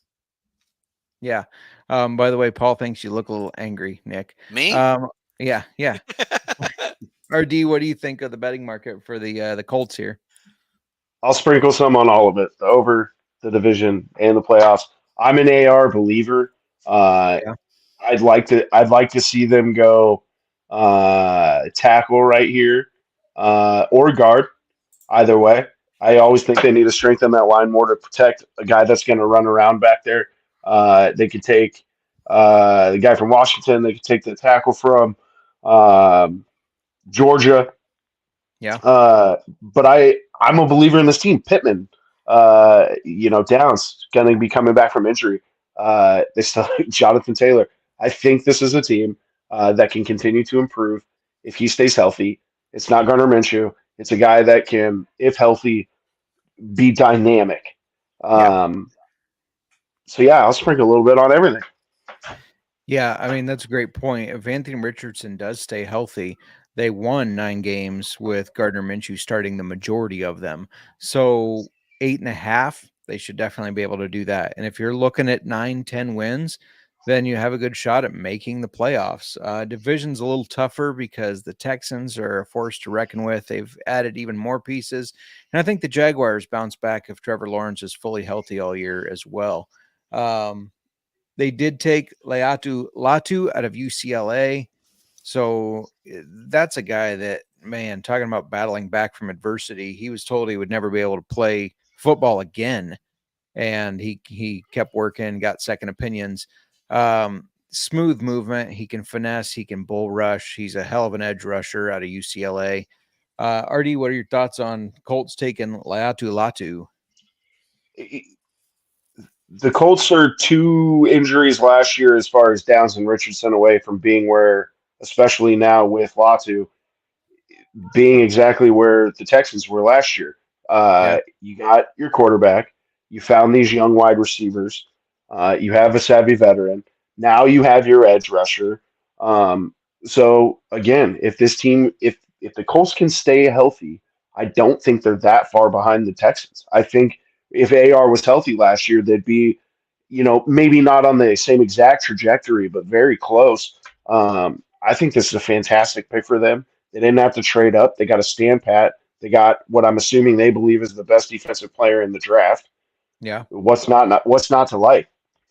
Yeah. 100% agree. Nick, your thoughts? Great pick. He can learn a lot from DeForest Buckner. So I'm happy about this pick for sure. He had 63 quarterback pressures in 2023, which was 5th in the FBS. That's insane. That's a lot of quarterback pressures. And making quarterbacks uncomfortable is what you need, especially in that division. This is a division that just as of last year, now all of a sudden it's very interesting because you do have CJ Stroud and his weapons. You do have Trevor Lawrence. You do have Anthony Richardson. Will Levis, not exact. I don't hold him at the same level as those guys, but this is a really interesting division and one where you could see maybe the next 3, 4, 5 years, these teams just trade back and forth on who's going to win it, which makes for really good football if you're not a fan of those teams. It's kind of like, RD, you were talking about the NFC North being one of the best divisions in the AFC as far as total teams and the whole division having some really good pieces. The AFC South is pretty solid. I agree 100%. It's good. Even so, just going team by team, you can make an argument that they're all on the upswing, that they all have pieces to move forward with. It's going to be exciting. Now, it could still end up much like our division did last year with those 10-7 teams being right on the cusp, but Yeah. it's not. You could have again another division where if everything goes right when they're playing teams not within the division and they're winning those games, you could see two or three of these teams potentially, two of these teams potentially catch a wild card. Yeah, for sure. Yeah, I love this selection, especially like I mentioned at the very beginning. He battled through adversity. You love to see a guy not give up on his dreams, and anyways, I think he's going to play hard. He battled his way to be back here and be on the field. Now he gets selected to be in the NFL. He's going to show up and he's going to work his ass off for you. So great pick for the Colts. And they'll be able to pressure guys like CJ Stroud, Trevor Lawrence, and that black banana eating, coffee and mayonnaise drinking guy over there in Tennessee. One of Nick's favorite teams is on the clock next. Seattle. Sorry, little Who they lost a lot over the offseason, didn't add a lot. They did bring in Sam Howell from Washington, brought in linebacker Jerome Baker. They lost Drew Lock, Will Dissly, Jake Curran, Damian Lewis, Evan Brown, Mario Edwards, Jordan Brooks, Devin Bush, Bobby Wagner, Jamal Adams, and Quandre Diggs. Their over-under is set at 7.5. They finished 9-8 last year. Divisions plus 700, make playoffs is plus 200. Nick, tell us about the Seahawks. Do you think, do you like 7.5? Do you like the over? Do you think they hit it again like they did last year? I don't think they win the division. This is the 49ers division, but what do you think of the playoffs as well? They won't make the playoffs. They won't win the division. It's our division. Plain and simple to lose. The win over. Surprisingly, I am going to go take the over on it. Even though that if you look at the key departures, wow, it's like everyone just quit on the team. Seems like it, but somehow, some way, they still make good records as well. I still think they're going to get that 8 wins. What do you think, RD? I disagree. I think this is the start of a rebuild. I like the coaching hire. I just think that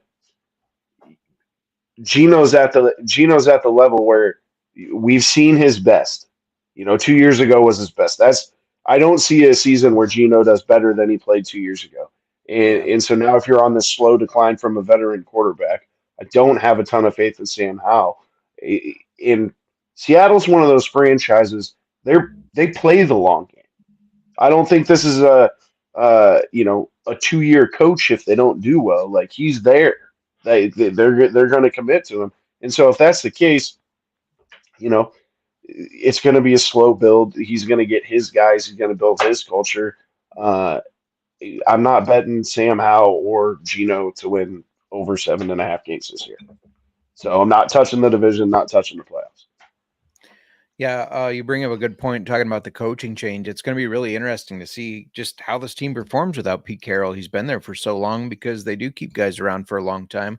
Love having you guys on the pod because it gave me the opportunity to make another old-fashioned while you were giving your answers. So that is fantastic. Appreciate both you guys spending time. Speaking of Seattle, just want to remind people again real quick that we got a giveaway of some autographed merch, and a Jackson Smith and Jigba jersey is one of those. And it's their, I guess, blue and I don't know, lime highlighter green color. Really cool looking jersey. And all you got to do is be subscribed to our YouTube. And if you're watching this, you probably are. If you're not listening, that's fine. Or if you are listening, I mean, on a podcast and not subscribed, head on over to YouTube. Once you do, go to sportsgamblingpodcast.com/OFF contest and get yourself signed up. Pick is in for Seattle. We don't know who it is yet.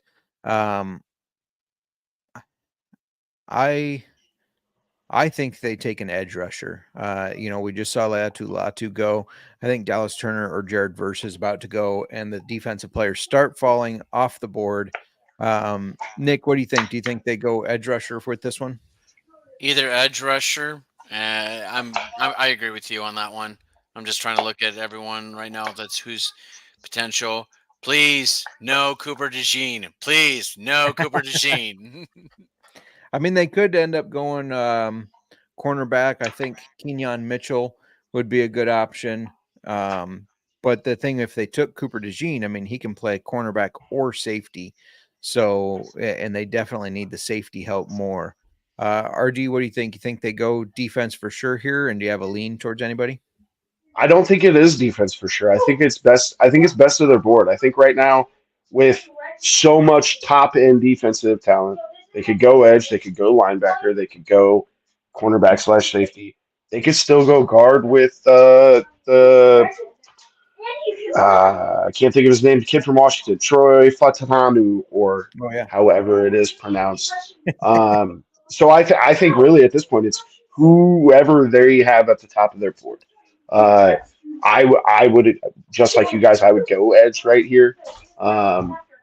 When you have the ability to take an Alabama stud, you take an Alabama stud. Yeah. So that's what I do, but I think really it's wide open for what they could do. Yeah. And the reason I like doing that, I mean, a lot of the guys or some of the guys at the edge position there weren't expected to be around by the time this pick rolled around. So if I'm Seattle, that probably excites me, but we'll see what they do here. The pick is in. While we're talking about Seattle, just want to mention Two-Bar again. Out of Seattle, their distiller and owner was on our show. He's a guy that took advantage of his wife's pregnancy hormones to convince her to okay him opening a distillery. He didn't know if it would work out, but it did, and they make a lot of cool stuff. And if you miss that episode, that guy was hilarious. His name's Nathan, and he was a riot. He also said at one point when I choked that I sounded like a old smoking grandma. So make sure you check that out if you want a good laugh, because that guy was hilarious. Man, they give us this pick is in. And it's interesting because then it takes 3 minutes for them to actually tell us what the pick is. Well, that's when we go to the X. Yeah, right. See how many people are at the draft tweeting it out. No, McAfee's been putting stuff out. What's that? I said McAfee's been even putting stuff out earlier. Yeah. Oh, just got selected. Who did? On Twitter. On Twitter, yeah. Oh. So we were correct. It was defense. Mhm. It was actually Brian Murphy for Texas. Oh, the defensive tackle out of Texas. Interesting. I thought they would go edge rusher there, but interior defensive lineman is a good one. He was the top rated one on a lot of people's boards. Oh yeah, I made a little thing on him. Versatile 3-down player who brings plus abilities as a run defender and a pass rusher. He can do both from the interior of the defensive line. So I'm sure Seattle liked that versatility. Nick, what do you think of this? Are you worried that he's going to be getting after Brock Purdy? No, I'm not even worried at all. No, he's a big boy. Don't get me wrong. And he can move a player, but no, not even worried about it. I guess if you're Seattle, a big body to kind of put in the middle there to work on stopping Christian McCaffrey is a smart move. RD, what do you think of this pick? I mean, I think this is the start of your defensive rebuild. This is the middle of your defense. They're going to start here. It's in general, I think over both this year, next year, this draft, next draft, you're going to see this defense continue to build in an outward motion where it's going to be much closer resembling what you see in Baltimore than the predominantly 4-3 that Pete Carroll's been running for 10 years. Yeah. I hate to interrupt, but the Jaguars the Vikings just traded up again. Yep. Again. Interesting. You think they're going to address the defense with this pick? I'm saying Alabama one way or another. They're going Terrion Arnold or they're going Dallas Turner. Yeah, I like it. The pick is in too, so they knew exactly who they wanted. But yeah, that makes sense to me for sure. If you look at especially with the Adunze Williams in Chicago. Yeah, they gotta watch out for us now. Yeah, we'll wait for that pick to come in. My computer wasn't cooperating. I was going to show some highlights, Byron Murphy, but I guess we will not. I'm assuming Vikings gave away another first rounder. Here it is. Wow. So the Vikings get the 17th overall. They trade away the 23rd overall, a 5th round pick this year, and 3rd and 4th next year. Wow. It's kind of a lot to move up 6 spots, but they must think it's worth it for their guy. What do you guys think of that trade? RD, we'll start with you.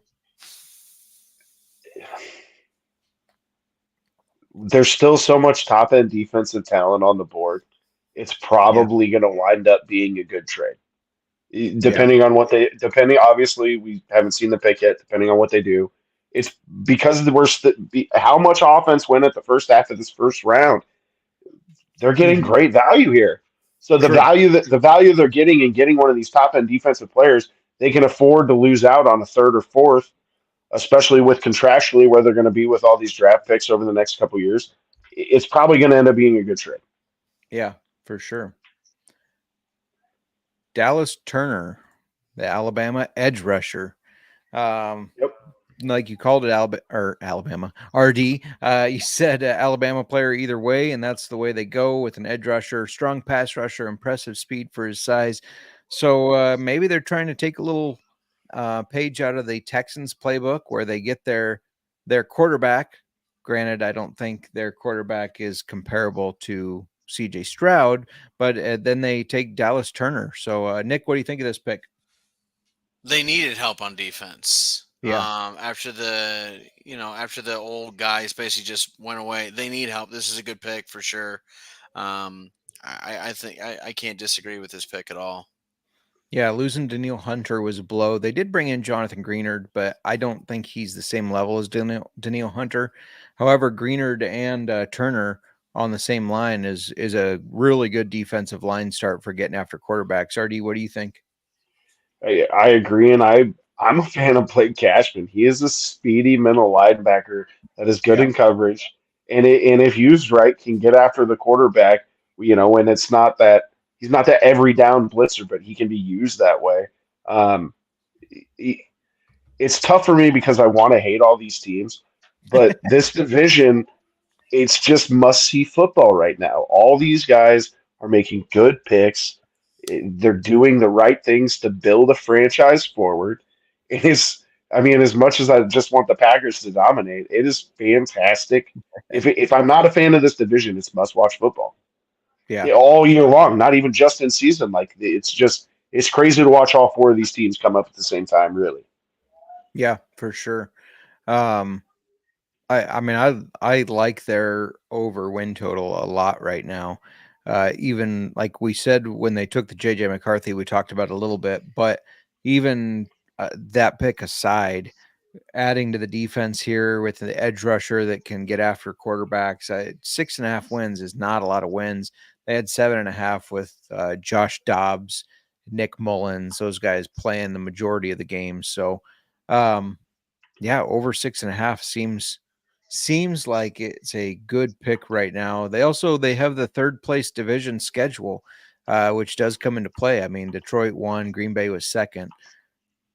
Nick, I'm getting a little nervous with how things are panning out, that Packers are going to roll around and they are going to select our Iowa guy, another Iowa Hawkeye going to the Packers that I feel like I can't root for in Cooper DeJean. RD, you think they go cornerback? Yeah, but because I don't know, we still got 7 picks left. You got to think some of these other corners go, but depending on what happens, are you going to tell me Cooper DeJean, you're going to automatically take over Terrion Arnold and Quinyon Mitchell? That's going to be up to the scouts. You know what I mean? Yeah. Like, as an Iowa guy, I love seeing it, but then I also remember, the Iowa moves that haven't worked out. Cornerback a few years ago, I'm drawing a blank on his name all day. Josh Johnson. Yeah, Josh we Johnson.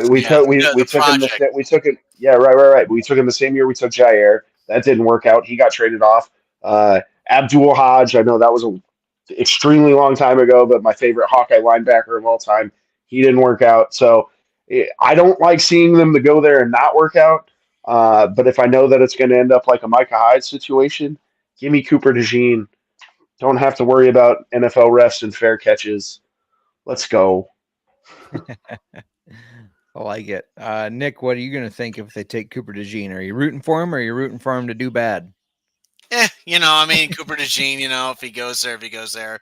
I'd actually personally just take Kool-Aid McKinsey from Alabama. Yeah. How in the right mind can you not say, hey, we got Kool-Aid on our team, Nick is drinking the Kool-Aid, apparently. The Bengals are on the clock. The team that was a little disappointing, but basically because Joe Burrow got hurt. They lost Joe Mixon. They did bring in Zach Moss. They lost Tyler Boyd. Irv Smith is gone. They did bring in Mike Gesicki. Lost Jonah Williams. Brought in Trent Brown. Lost DJ Reader and Chidobe Awuzie. And they brought in Geno Stone. They need a tight end, tackle, and defensive lineman. They're not going to go tight end now that Bowers is gone, I wouldn't think. So tackle, defensive lineman, a real possibility here. Win total over under 10.5. Win division plus 165. Make playoffs minus 225. Also should point out that T. Higgins and Trey Hendrickson have both requested a trade. We'll see if maybe tomorrow in the second round either of them get moved. Nick, what do you think of the betting market here? Do you like them maybe to win the division at plus 165, or are you staying away? I'm going to say, make the playoffs too juice for me. Win the division is a possibility. You just have to make sure Joe Burrow actually does stay healthy, or as I like to call him, Macaulay Culkin. The win total, it's very possible. But again, is Joe Burrow actually going to play the entire time? Yeah. Those are the big key factors for me. But make playoffs, I'm not going to take it. Too juice for me. What do you think, RD? Again, same way. Win the division. You can sprinkle some because this division, again, I feel like this is a conversation we're having about a lot of divisions tonight, but another one where top to bottom, anybody can win it. Anybody can finish last. I tend to think, I don't like betting against. I don't like betting that players are going to get hurt.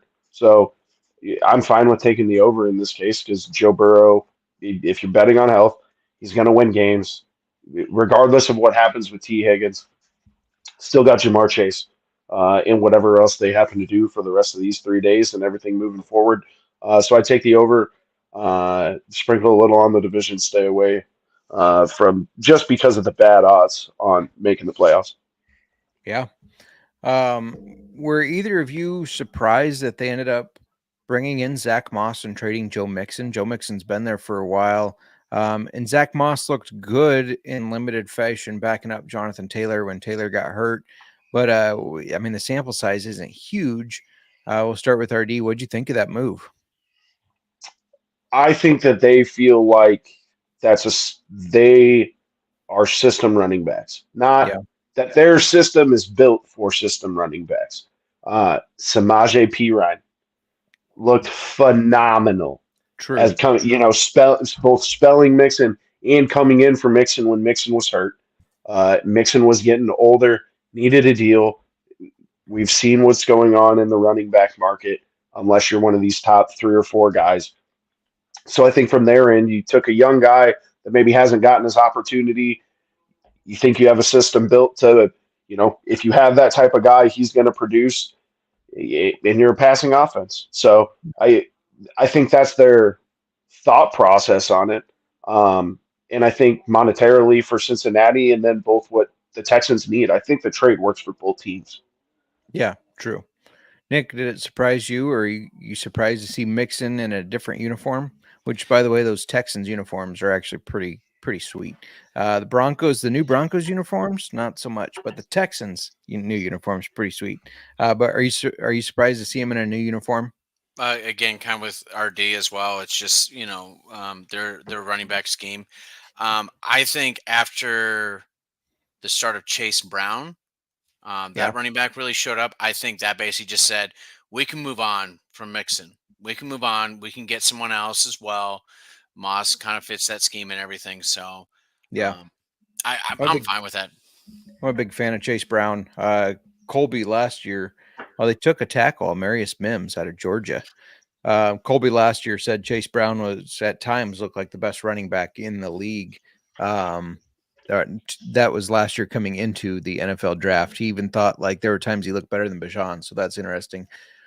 They took a Marius Mims out of Georgia. This is a guy who, if you joined our roundtable, that was just last week, right? Yeah, last week. The DGen doc talked about this guy. He's had some issues injuring with his legs, and that's always a little bit of a concern with a big offensive tackle. Also talking with Josh Thompson, who is a big Georgia fan, said that this guy has some attitude issues, but if he can get past those, 0 sacks allowed on 156 pass block snaps in 2023.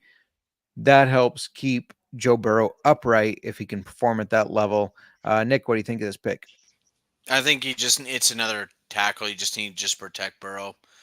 So often during that time, during last year, even he was getting sacked left and right. It's just, I mean, if you want to have someone that didn't produce any sacks, then absolutely give it to him.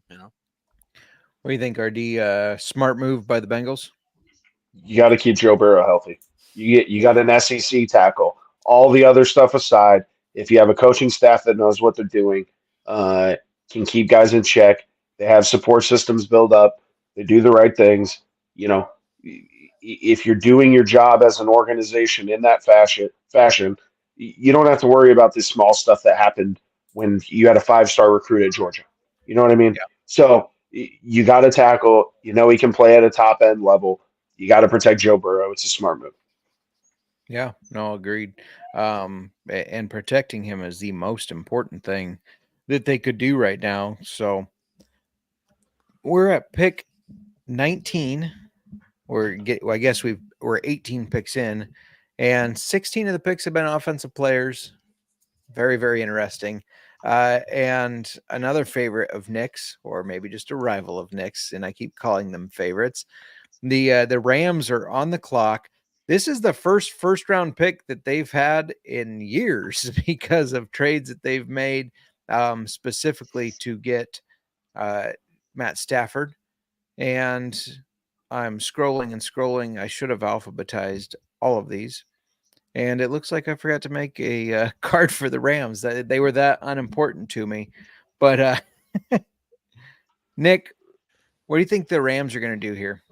I mean, the biggest loss is Aaron Donald retiring. So if anything else, they're going to go defense. Maybe that Florida State kid. Jared Verse. Yeah. Could potentially. That's where I would go with. I don't think you need help. I mean, right now, maybe a guard, but I just think more defense. You got to fill that void. Yeah, for sure. Flipping open my notes here for their division information because I write everything down. The Rams finished 10-7 last year. Their over-under right now is 8.5 wins. They're plus 115 to make the playoffs, plus 330 to win the division. I don't like them to win the division. I still think that despite anything, despite receivers moving or whatever, I still think this is the 49ers division. Make playoffs is intriguing at plus 115.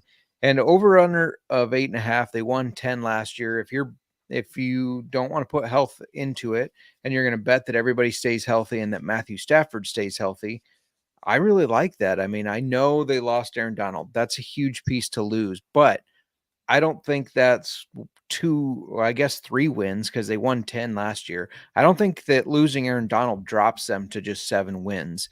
I don't think it affects it that much, especially when the offense moves like it does with Matt Stafford throwing to Cooper Kupp and Puka Nacua. So, what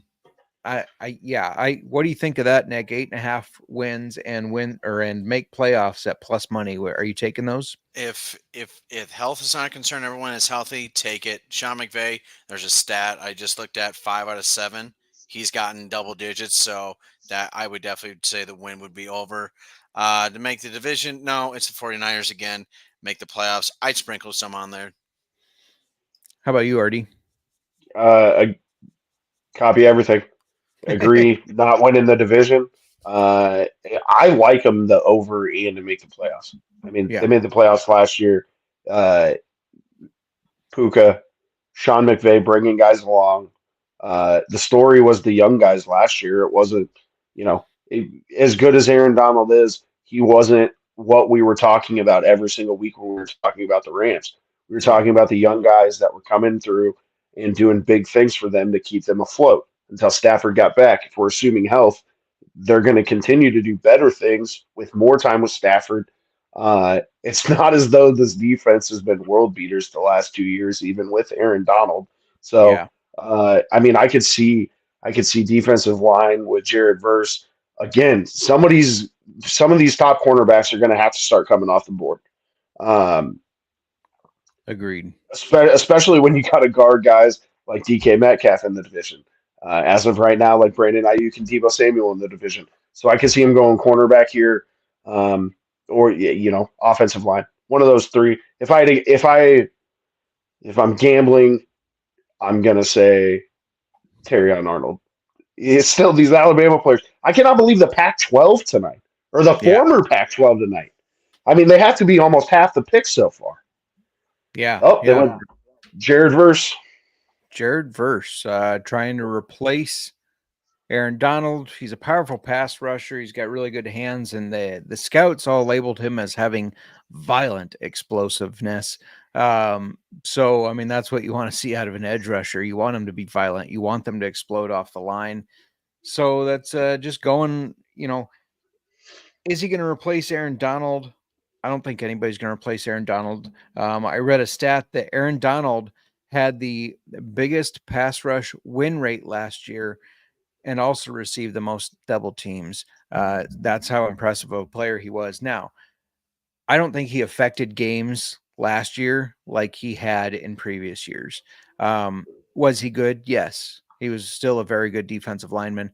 But did he have the same impact that he's had, 3-4 years ago? I don't think so. Nick, what do you think about the Rams getting Jared Verse, somebody that's going to get after your quarterback in Brock Purdy? Not going to get after him. Come on now. We already know that. No, it's a good pick. It honestly is a good pick. It's something that they definitely need to fill the void, especially since Aaron Donald just retired last year. Yeah.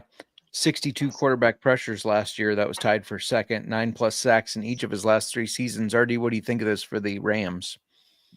Great in the rebuild. And I use that term lightly with the Rams because it's continued to be while winning. But like you guys said, Aaron Donald retires. They get someone that, like you said, the scouts are saying, violently aggressive. Sounds like somebody they just lost. So great pick. Yeah. High end defensive guy because, like we talked about, the offense was so heavy in the first round of this draft.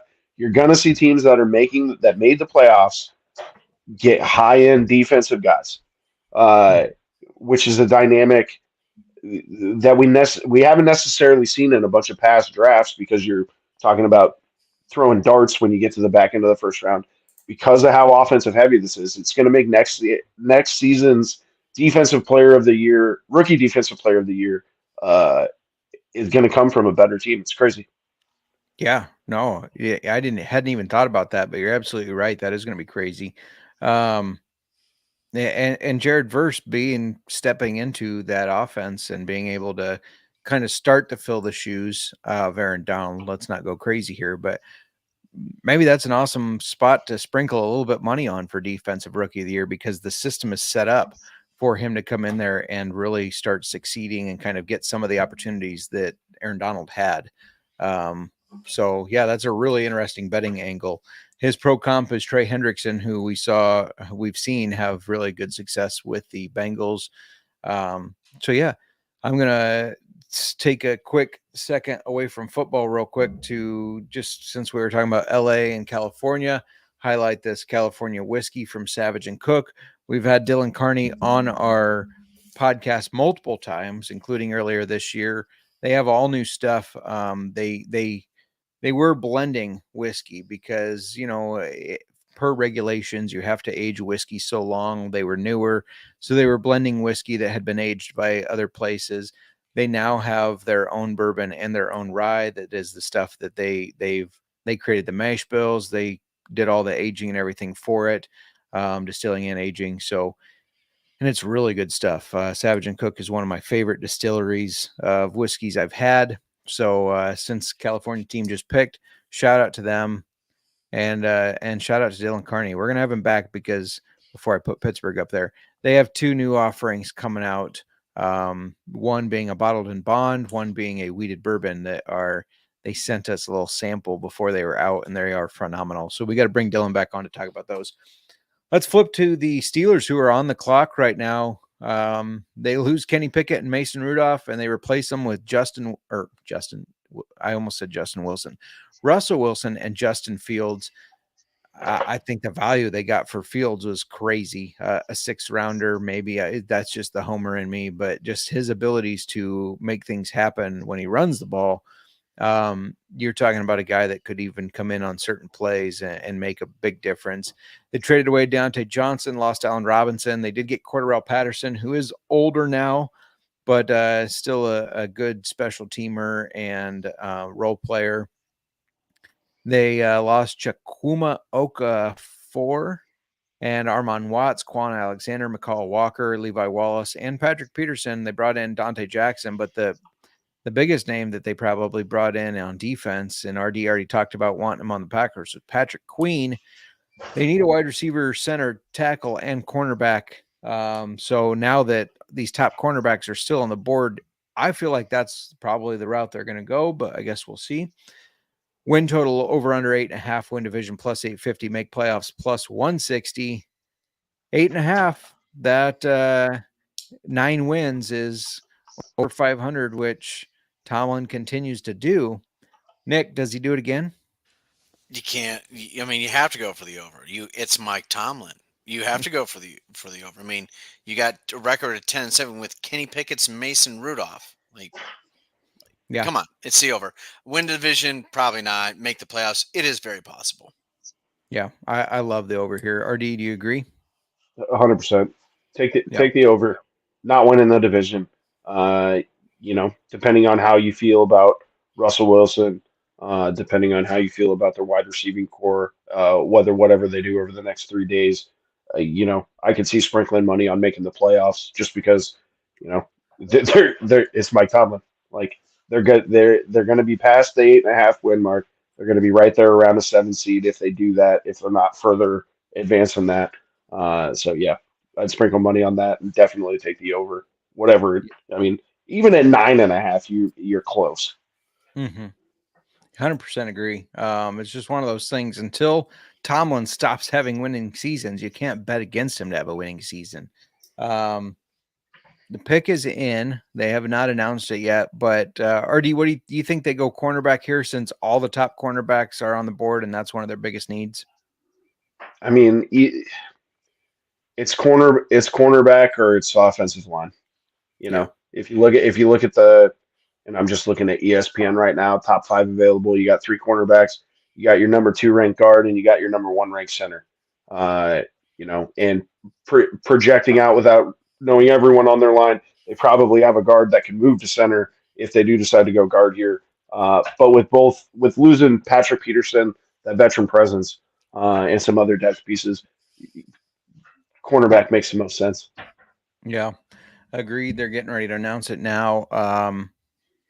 I would love to see Kenyon Mitchell go here. I know he came from Toledo, which isn't as big of a school as Alabama.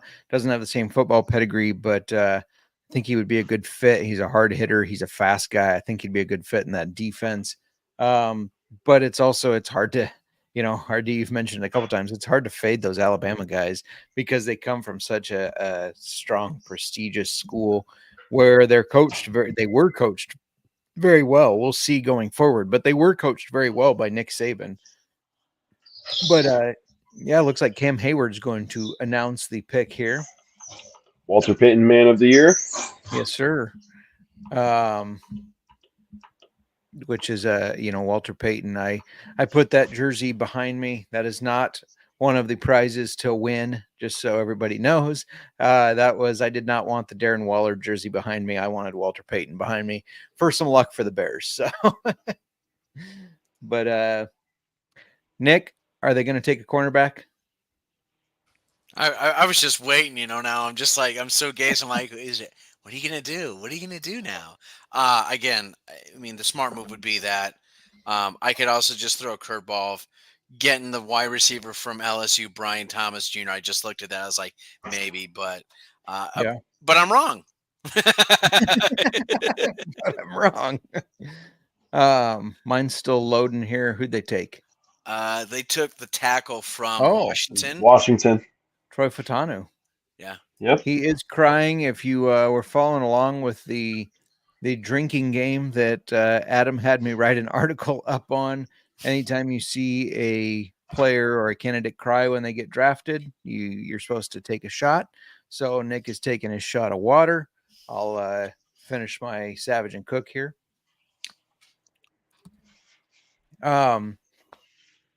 Yeah, he's said to be a very explosive guy, good footwork, good hips. His pro comp is Peter Skoronski, who was a top 10, I think, maybe top 12, but top 10 or 12 pick last year. This guy, he drives people around with his feet. And yeah, I mean, he's gonna fit in there and either protect Russell Wilson or Justin Fields. I know I'm biased, but I tend to think Justin Fields is going to win the starting job after a little bit. But yeah, and they're going to be able to continue to run the ball with him because he can run block very well as well. He was the Pac-12's top offensive line. Here goes another Pac-12 player, RD. What do you think of this pick for the Steelers, RD? I mean, it's exactly what we were talking about before the pick was in. You're going to go cornerback, or you're going to go offensive line. Either way, this offensive line over the last 5 years has not been what we've come to know a Steelers offensive line as. When you go back to even their Super Bowls with Roethlisberger, you had Pouncey up front. They were tailor made to run the ball. And it has not been that over the last 5 years, even though Najee has had success. So I think it's a great pick. Your culture is to run the ball. Probably this year you're going to see a little more of that play action, deep throw, like you used to see a little bit with Roethlisberger. So yeah, I think it's a great pick. I mean, they're definitely going defense later, but it's the number. It was the number 2 guard in the draft, and you got him at what was that? 19? No, 22. 20th. Sorry. Yep. So I mean that's great value. Great pick. Yeah, and I mean, and the fact that the defensive players are not going off the board, I mean, it gives teams this ability to kind of wait and take their offensive guys. So I guess maybe we need to start when we're making our predictions here. We need to start predicting offense first. I will say based off all of this offensive stuff, Packers to trade back. Yeah, like this is prime time. Like Goody, hey, we value all of these cornerbacks. Unless we see a cornerback run over the next 3 picks, we can still move back 2-3 spots. Potentially even out of the first round, depending on what their full board looks like. I mean, you're going to see we could see a bunch of movement here in the last 5 picks. Teams wanting to get back into the first, teams being okay with falling back into the second and accruing more picks in the long term. Yeah, for sure. Makes sense. Let's flip over to Miami, who's on the clock. Their pick is in as well. They finished with 11-6 record.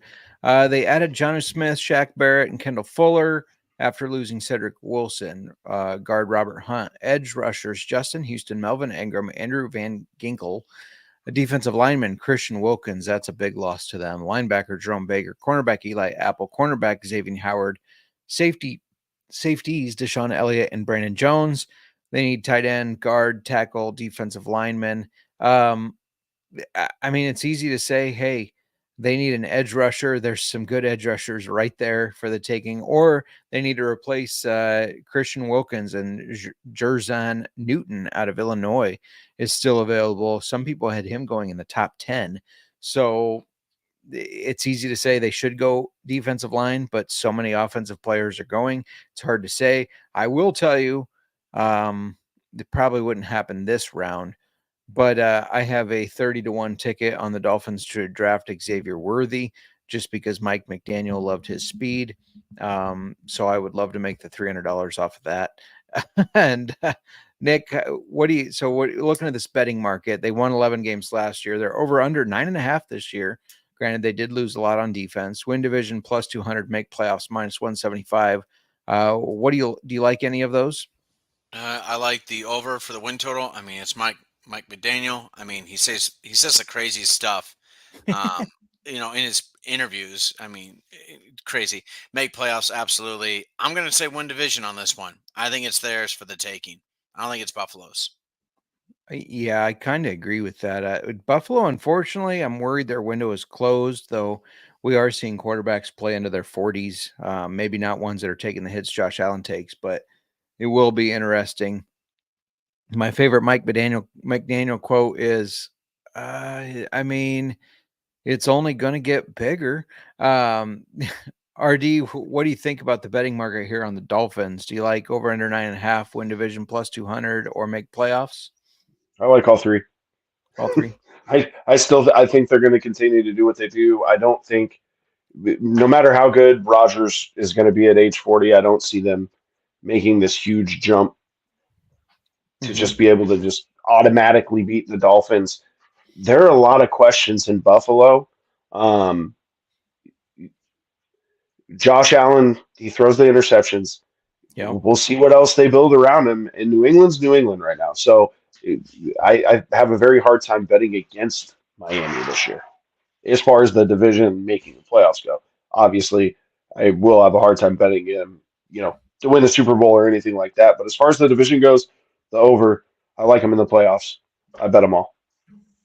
Yeah, I mean, if you're looking at the number minus 175 to make playoffs, it doesn't feel as juicy as it should be, really.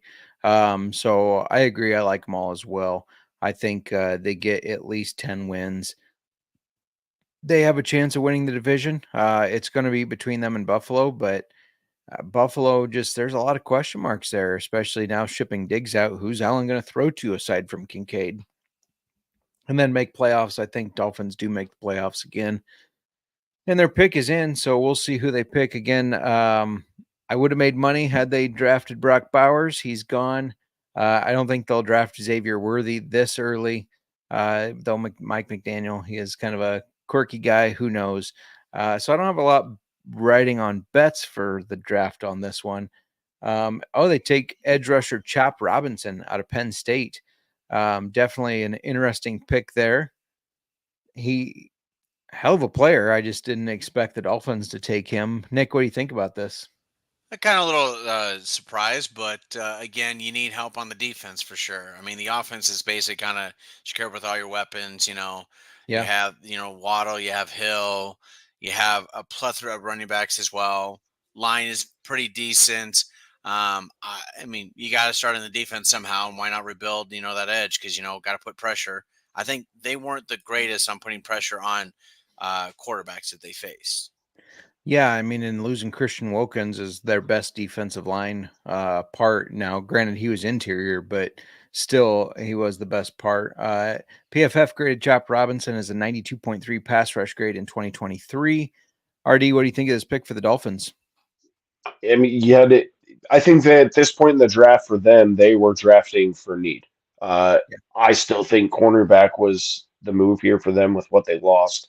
But the next best edge rusher in the draft, I doubt there's a ton of teams that wanted to move up to 22. Otherwise, maybe they move back. So you fill a spot of need. Your offense is still your offense. You didn't have a great defense last year. This helps you fortify that a little bit. So I think it's a good play. Yeah. My boss's boss, so my two-up, John Grimm, big Penn State fan. He is a big fan of Chop Robinson. So that was an interesting move. I do like how I don't know if you guys are watching on ESPN or NFL Network. I'm not sure what ESPN is showing, but NFL Network is almost giving them like Madden stats, their athleticism, their overall production for Chop Robinson was a 68 just because he's considered a quote unquote raw talent. Yeah, I love hearing that term. I mean, they say that about so many different people. His comp is Josh Sweat. And yeah, I don't know. We'll see how it works out for the Dolphins. The Eagles are up, which is Sean Stack and the Money Green's team.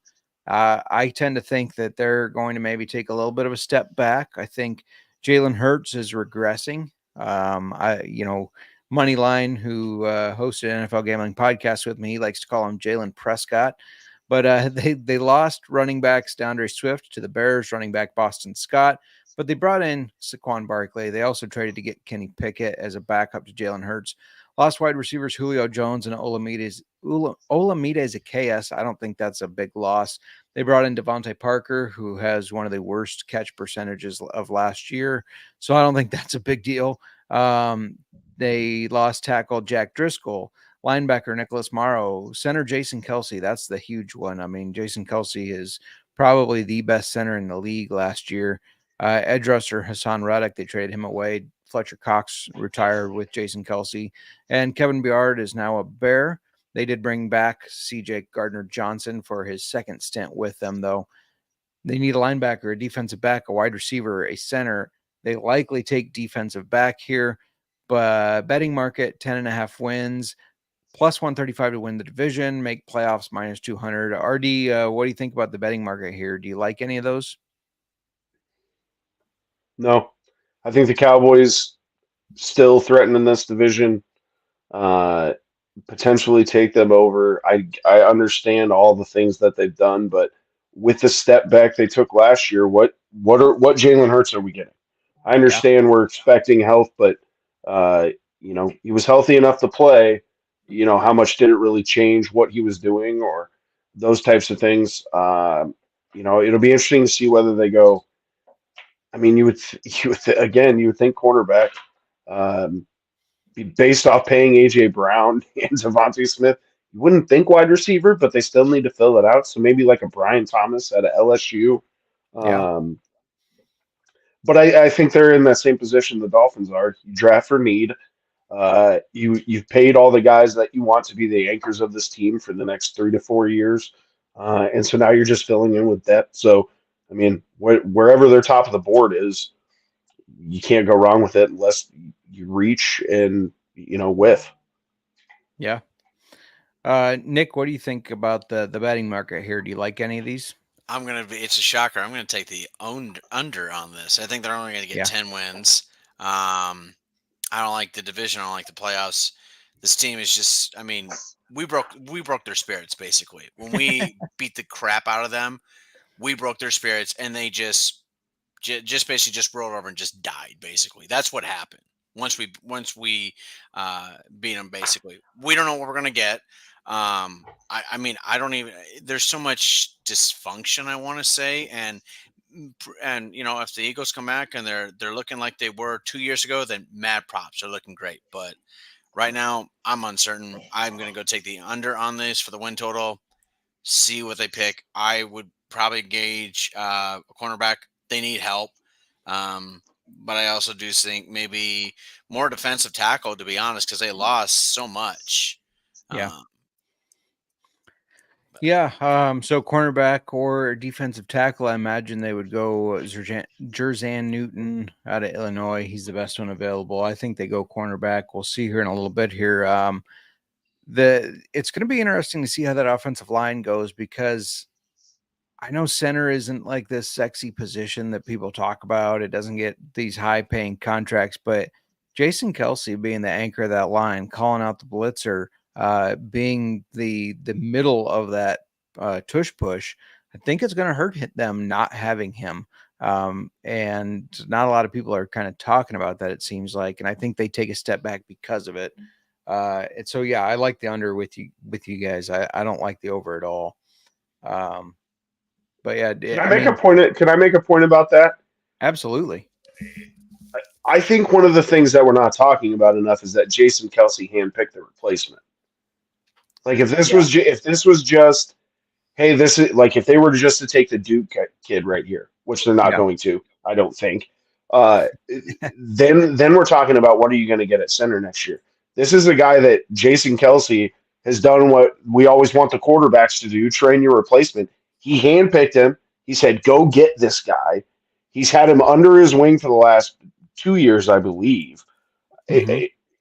I think they're going to be okay on that offensive line at center. Obviously it's not going to be the same, but I don't think the drop off is going to be as big as some people might think it's going to be. Yeah, I mean, good point. I guess I didn't think about that, but you have a good point. I mean, a guy that got to study under Jason Kelsey, and for him to say, like, this is a guy that I like the intangibles of him and what he brings to the table, get him, and then let me show him, hey, this is exactly what you should be doing. That's an excellent point. And sometimes the pick has been in for 3 minutes.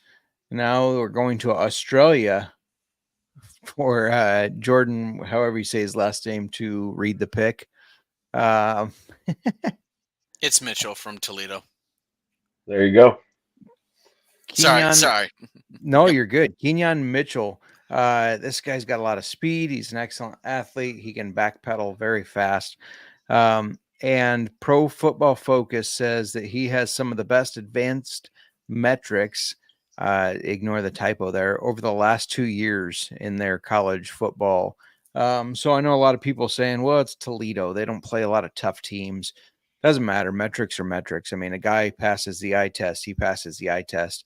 And speed is speed. And he's got that. So I know initially when mock drafts are coming out, Cooper DeJean was the top guy. Then it was Terry and Arnold. And then it started leaning Quinyon Mitchell. So I like this pick by the Eagles. I think it definitely fills a need for them. Nick, what do you think of it? Yeah, it's a pick that they need. They need to rebuild. They need to have someone back there, and you got to start somewhere. And obviously, they chose the best at the position right now. Yeah, I have a feeling that he was the top cornerback on their board, obviously, since they drafted him. But they probably did not expect him to fall to them at 22. RD, what do you think of the pick? I think it's a great pick. I don't care about the fact he went to Toledo. Kareem Hunt, he went to Toledo. He was pretty good. Where'd Sauce Gardner go? And he go to Cincinnati. So I mean, there's top end talent that didn't go to SEC schools or Big Ten schools or whatever the case may be. So I mean, you got speed. You needed a corner. Now CJ Gardner Johnson, he's strictly in that safety position. You don't have to move him around because of a lack of depth. I think it's a great move for him. In a spot that they needed to be able to shut people down last year and weren't able to do it. The offense is going to score points. This is what you need. You need a guy to cover CD Lamb. You need a guy to cover, probably a revitalized wide receiver group in Washington with Jaden Daniels there now. So, you got to draft one of the top guys. He gets to cover all these offensive talents you're going to have to face over the next few years. Yeah, for sure. His pro comp is Jalen Johnson, who, as a Bears fan, I can say is a very good cornerback.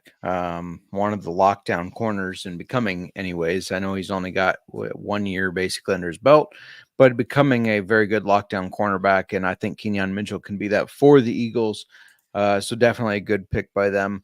You were talking about Washington. I want to flip over to them real quick because that was kind of just when we were getting started that they took Jaden Daniels.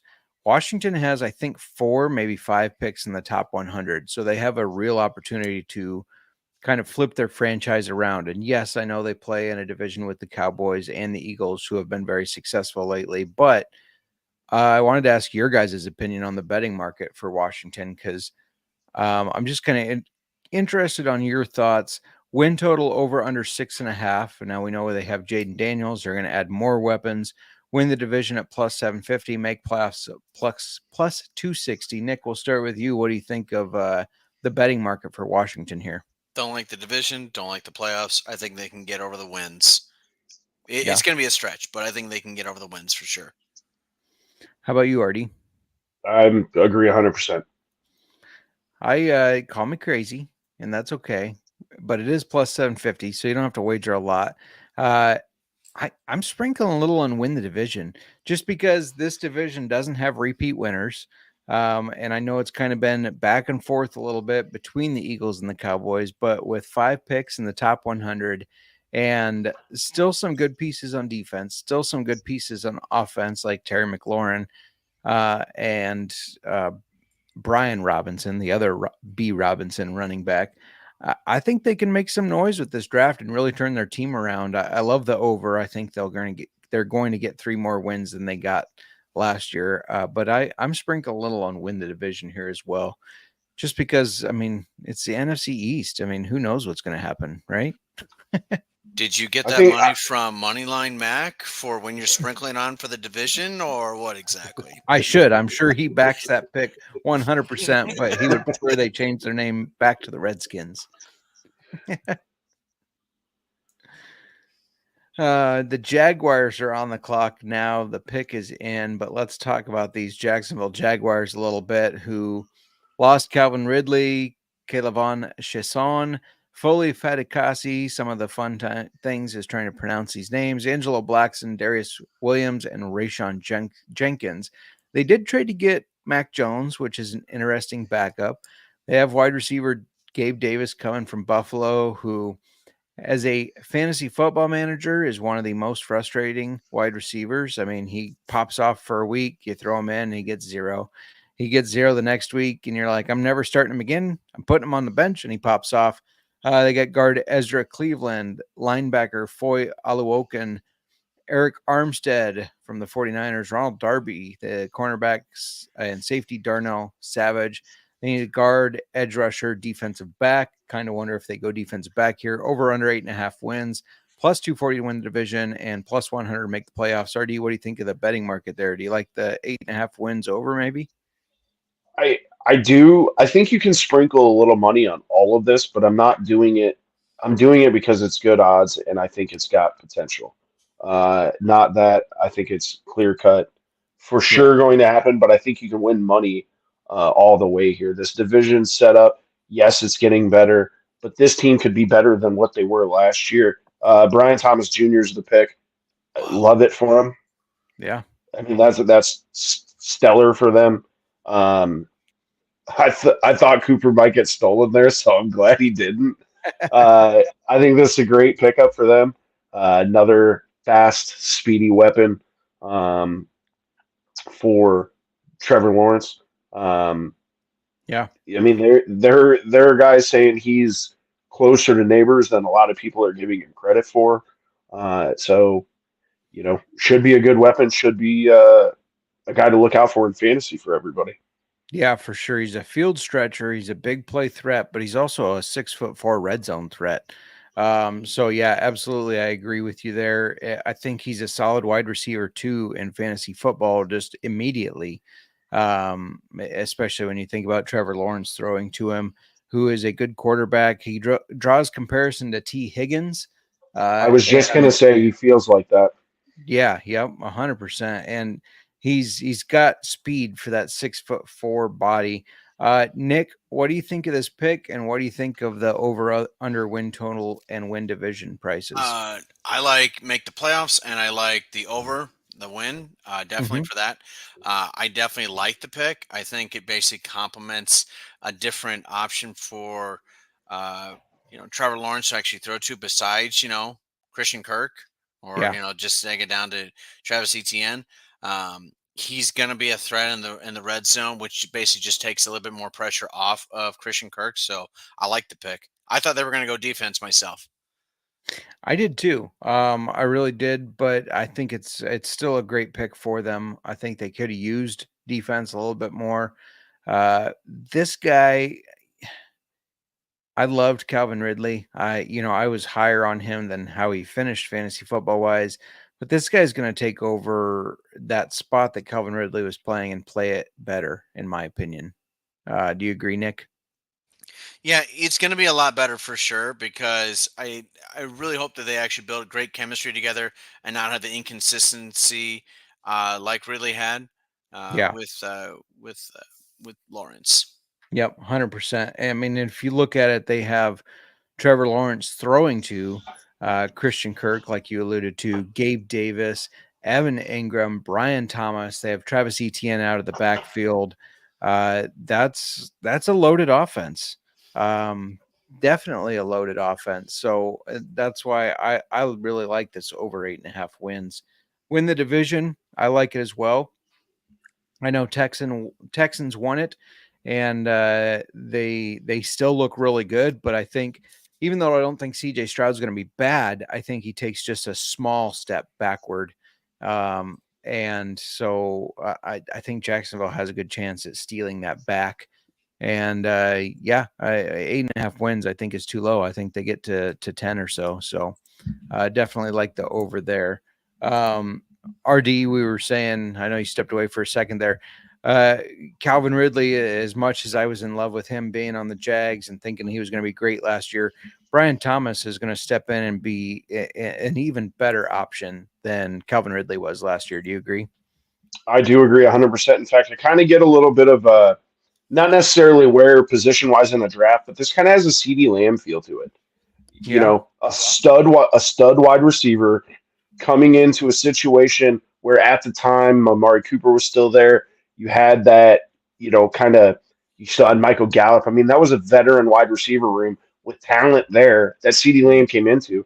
And you kind of get that here. Christian Kirk, I think, has probably played better than most people thought he would when he got the contract he did coming out of Arizona.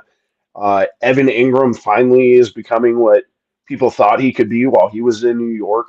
So to have a guy with this much talent come in, very T. Higgins-esque as far as he can step in and be that, maybe he's a 2 this year, but that could be a 1B, 1A, in a season or two. So I think the pick has a ton of potential and might help get Trevor Lawrence back on track, maybe back towards what everybody maybe thought he was compared to what he kind of was last year.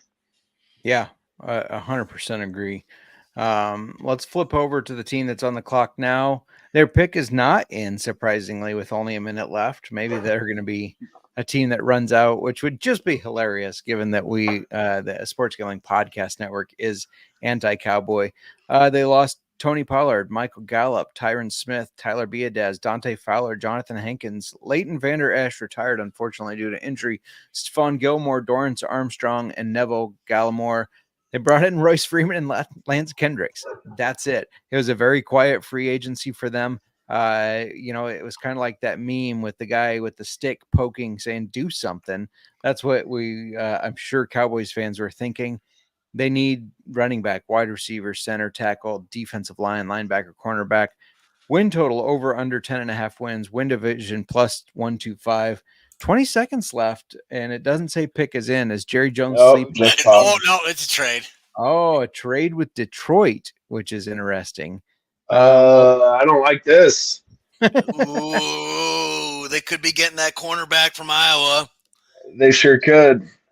Yeah, I don't like that either. It's not high. It's not high on their list though. They might be going Newton from Illinois. I guess. That is true. Yeah. We'll talk about Dallas in a second here. Yeah, team needs guard, edge rusher, and defensive line, cornerback. They lost Matt Nelson, Jonah Jackson, Benito Jones, C.J. Gardner-Johnson, and Cam Sutton. Brought in Graham Glasgow, Marcus Davenport, DJ Reader, Jalen Reeves, Maven, Carlton Davis. Their win total is over under 10.5. Win division plus 210. Make playoffs minus 190. The pick is in, but Nick, what do you think of the betting market there? I'm going with the wins over. I'm going to say they're going to win the division, and I'm going to say they're going to make the playoffs. I like everything over. How about you, RD? Yeah, those are probably all three correct, even though I don't want them to be. Well, Packers are going to win the division, right? Yeah, I hope so. But I mean, at plus 210, to take a division winner at plus 210, how many times are you going to get those odds throughout the NFL this year? True. Agreed. Looks like you're not getting the Chiefs with those odds. You know what I mean? Yeah. It looks like Detroit gave up their first round pick, which will be in a couple picks here, and a third rounder, and they got the pick right now. Plus, I think it said a sixth rounder. So gave up a first and a third to move up. The more close it gets to this pick, the more happy I've gotten about potentially having Cooper DeJean. I feel like it might be taken away right here. I don't know. If they take a cornerback, they might like Terry and Arnold better. Nate Wiggins is also still out there. I actually had both of them going before.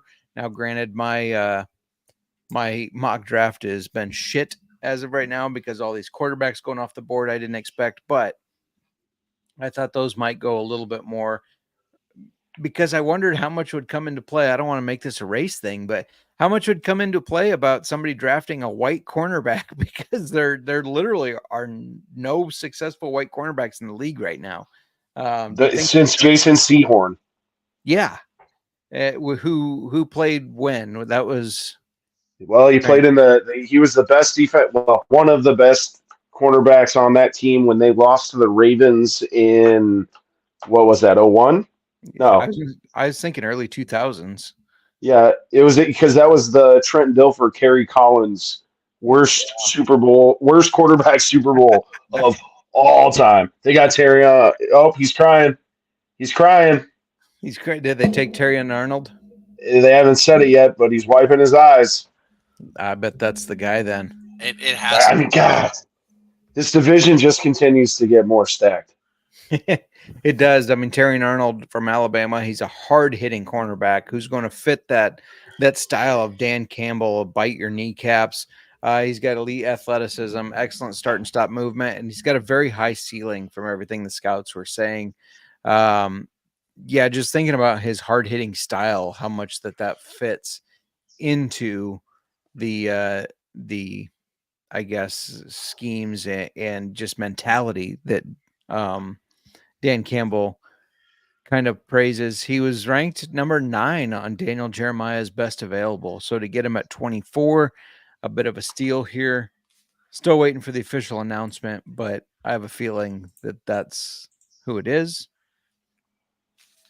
Who are we bringing out with Roger Goodell now? I don't know, but also I'd like to just point out that when the Cowboy selection was going on, there's a Jerry Jeudy flag that had like the red X around Jerry Jones's face. Jerry Jones. Sorry, not Jerry Jeudy. Jerry Jones. Jerry Jones. He might be losing it a little bit. Oh, I'm already lost it. Oh, you're talking about Jerry. Yeah. I'm talking about Jerry Jones. Oh, okay. I mean, we got the 24th pick because we're the 24th best team in the NFL. I couldn't tell if he was being sarcastic or if, it was worrisome if I'm a Cowboys fan seeing him just not seem like he's at the mental level he's been at over the last 20 years. Yeah, 100% agree. I mean, not to bring politics into this, but you hear some of our 2 politicians that are running. You hear them talk in their old age, and you think, "What?" So I'm glad you said it, not me. I'm happy that you did say it and not me either. Yeah, I 100% agree with you. If people want to cancel me, that's fine. That's fine. But yeah, no, that's kind of listening to Jerry Jones with his press conference. That's exactly what I thought. I'm like, okay, is he running for president? It is confirmed, Terry and Arnold. Awesome. So, second cornerback off the board. I still have a bet out there. Nate Wiggins being the 3rd cornerback to go in the draft. I know RD is hoping it's Cooper DeJean with the next pick. But Nate Wiggins still possible out of Clemson. Nick, what do you think of the selection by the Lions here? Who, reading this, is overall grade that they're giving? It looks like Madden is 85, production 90. It was 2023 first team AP All-American. We talked about that the Alabama, they create great players. What do you think of this for the Lions? Again, you're just selecting the best player that's available, and a quarterback. You can never go wrong with a cornerback. I mean, again, you have so many weapons facing the Bears, so many weapons facing the Packers. You have, weapons fighting against the Vikings as well. Maybe you can shut down Justin Jefferson. There's a lot of potential, and it's a great pick for them. Yeah, he allowed a 50.7 passer rating to quarterbacks when they threw his way in 2023. RD, should Caleb Williams and Jordan Love be worried? Yes. It's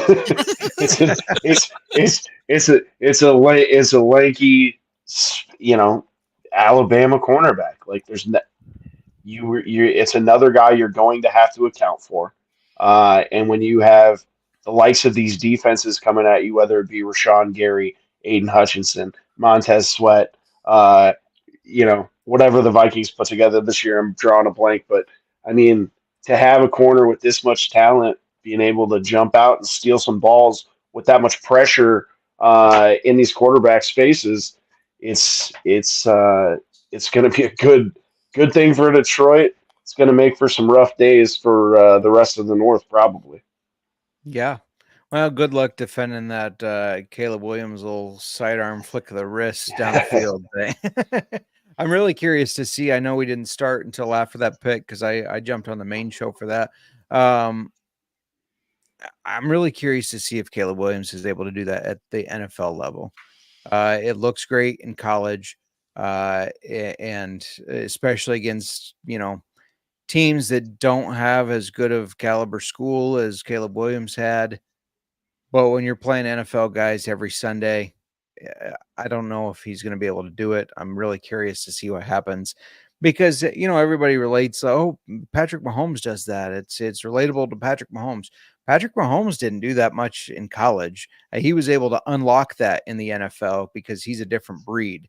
I don't know. I think it's too soon to be like, oh, Patrick Mahomes, like when you look at Caleb Williams. So that'll be interesting. Speaking of Caleb Williams in the NFC North, the Packers are on the clock. Let's talk about them. They brought in Josh Jacobs, Andre Dillard, Xavier McKinney, and Kayshawn Nixon. They lost Aaron Jones, David Bakhtiari retired, Josh Nijman, John Runyon, Jonathan Owens, and Darnell Savage. They need a guard, tackle, defensive lineman, safety.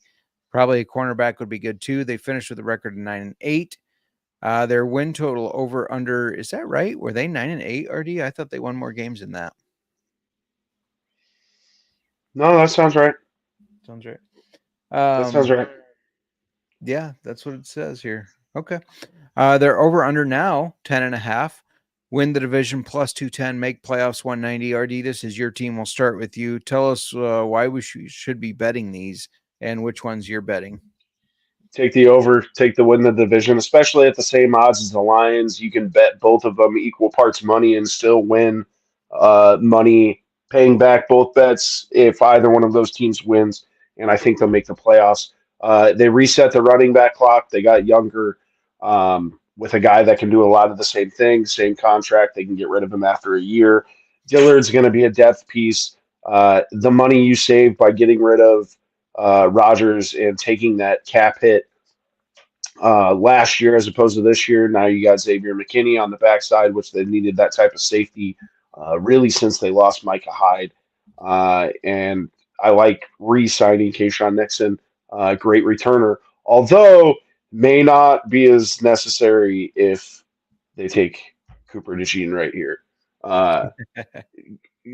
Quick question for Fortune. Obviously, they're not trading this pick, but this has been in my brain for a few days now. If you Christian Watson in this pick for Brandon Ayuk, would you have done it?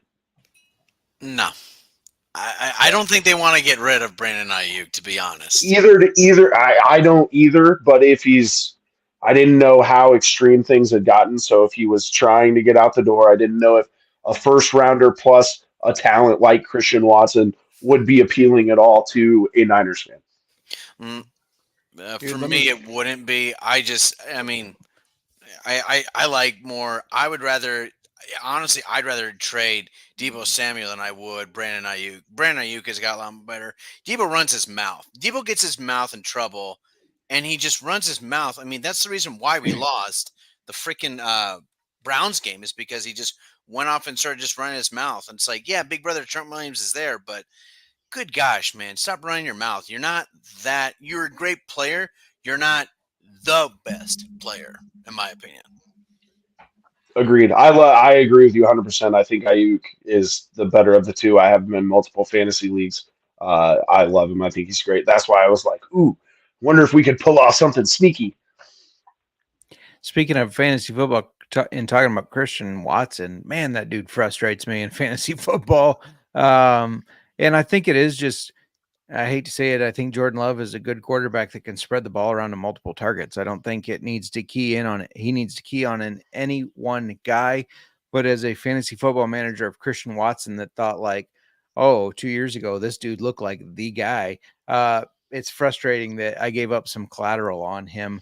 Packers selection coming in, but real quick while it is, I want to let you know, because of the Packers, I am drinking some Driftless Glen out of Wisconsin. We had Renee Bemis, the owner, her and her husband own it, and he's the distiller of Driftless Glen. They make really good whiskey. I'm going to drink a little bourbon of theirs while this pick is coming in from the Packers. And they selected Jordan Morgan. Wow, what a great pick. What a great pick. My gosh. RD's rubbing his head. RD, what do you think of this pick? I just, why not trade back? Yeah. He could end up being great. I don't know enough about him. He's definitely, I mean, is he the bet? No. I mean, they could have taken Tyler Guyton, who might be, I mean, they need tackle for sure. Dillard isn't the answer as far as a starter. Talk is they want to move Zach Toms to center where they think he can be a all-pro. I don't know why you had to pick this at 25. Like, I don't understand that. And now it's from a Packers perspective. Now it's like now they're going to do something stupid, trade back into the first round and take Cooper DeJean when they could have just taken Cooper DeJean and probably gotten this guy with the Jets pick tomorrow. So it's frustrating, but I've learned that Goody frustrates me a lot on draft night, and like with Jordan Love, I should probably just shut my mouth and see what happens. But what fun would that be? Yeah, no, I'm just reading the post-draft analysis from ESPN that says Jordan Morgan, a college left tackle, will make an expected move to the inside once in the pros. The Packers will likely shuffle the offensive line with Zach Tom potentially moving to center in the future, like you just said. And that's where Morgan's versatility comes into play. His experience at tackle plus his agility and movement had NFL teams thinking he could play any of the 5 offensive line positions. The Packers love versatility up front, and Morgan has tons of it. His pro comp is Christian Darrisaw, who I'll be honest, I'm not sure who that is, but Morgan did start 37 games at left tackle. He's got big hands, and he's tough to beat when he gets defenders on the inside and pass protection. Has good balance and body control. Nick, we were watching RD kind of react to this pick, and he was kind of rubbing his head like, oh my gosh. The 49ers Packers have kind of started this little bit of a rival. I know your Packer friends kind of give you some grief. What do you think of this pick, and how do you feel watching the Packer fan kind of rub his head like, what are we doing here? I think it's a good pick, to be honest. You just lost some offensive linemen. You need to protect, Jordan Love, he's going to be the star going forward. I mean, it's a good pick. You got to start somewhere. And again, offense is going right now. So now is the time to pick it, apparently. Obviously they think, hey, next, tomorrow night, we're going to be able to get some defensive players that we feel a little bit more confident in. I wish we could get 100% transparency on how the draft goes down, because it would be awesome to see how many teams called the Packers and said like, hey, are you thinking about moving on this pick? And what were they offered? Like, if we could get that transparency as fans and analysts of this, that would be amazing, because I am curious how many of them called to know, like, how many teams did the Packers go, we're not interested. Because I agree with you, RD. This is probably something where they could have moved probably to early second and still got this guy. I know. Go ahead. Oh, what I was going to say, I didn't mean to interrupt, but typically, I feel like the Packers are actually pretty transparent with their draft. And if I'm just reading the tea leaves after the initial, shock kind of wears off because I wanted Cooper, the versatility along the line is what the Packers look for. I mean, other than, when they've had their stalwarts, your Balagas, your Bakhtiaris, your Verbas, it's always been about guys that can move around. Yeah. So that's, they definitely see that. And I will say, when Goody makes picks like this that are, to us, like, completely out of the blue, it's because this guy was that high on their board. Like, to them, they're not stretching. To them, they have found I guarantee you, they thought he was one of the top 2 or 3 tackles. and can't believe that he made it to 25. And so he probably was just that high on their board. We may not see it, but that's why they have their job. That's why we have ours, right? Right. Yeah, agreed. I mean, I would like that job. I could send in my Madden resume, but I don't think they'll listen to it. Though I did see that the Packers did respond to somebody who applied for one of the positions with his Mark Madden Murphy. resume. Yeah, love it. Love it. Tampa Bay's on the clock and their pick is in. Let's talk about them a little bit. They added Jordan Whitehead and Ben Bredenson. Of course, they did re-sign Baker Mayfield. They did re-sign Mike Evans. Those were some of the biggest question marks. They lost center Ryan Jensen, edge Shaq Barrett, linebacker Devin White, Carlton Davis. They need center, guard, edge, linebacker, cornerback, running back, tight end. Betting market, the win total over under 8.5. They were 9-8 last year. Win division plus 300. Make playoffs plus 145. They did make the playoffs last year and won a playoff game. Nick, what do you think of the betting market here? Are you taking any of these? I don't like the win total, to be honest. I don't like the division, maybe the playoffs, but I mean, it's just plus money. Bucks are just kind of hard to predict, especially with what all the needs that they have.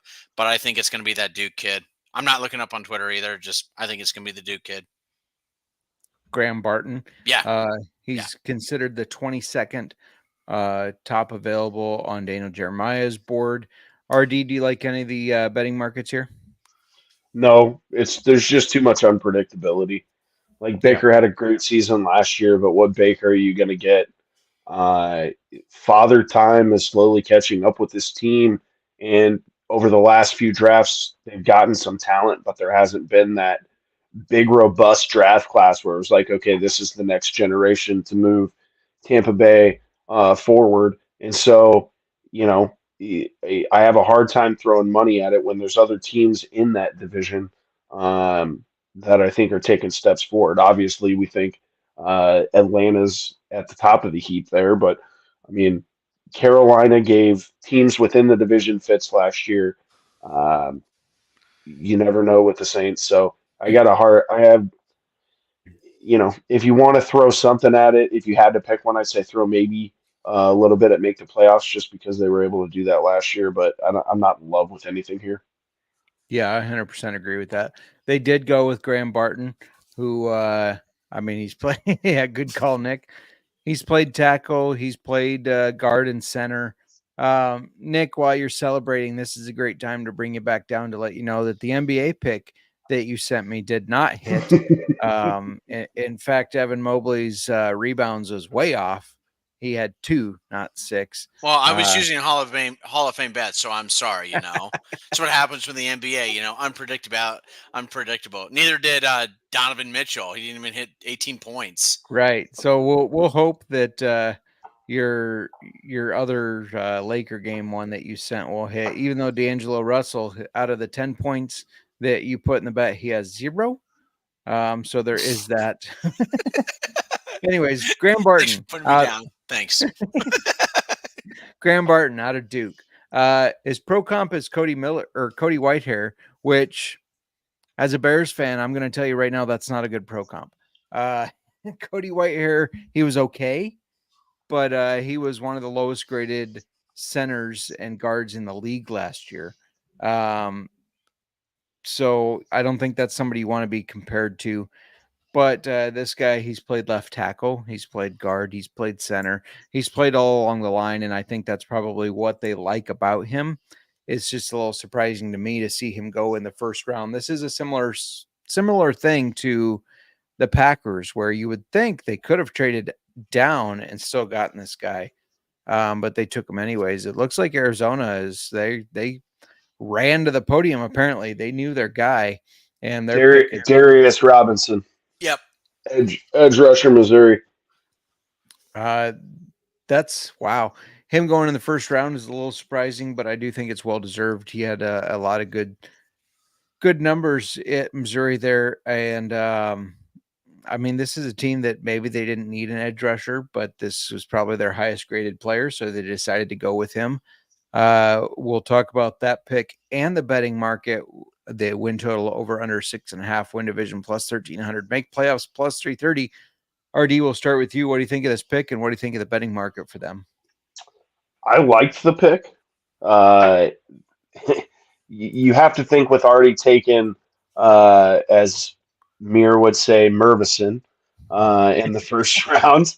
And, you're going to have a healthy Kyler Murray back. You still got James Conner that's been able to hold it down. You added depth along the offensive line already.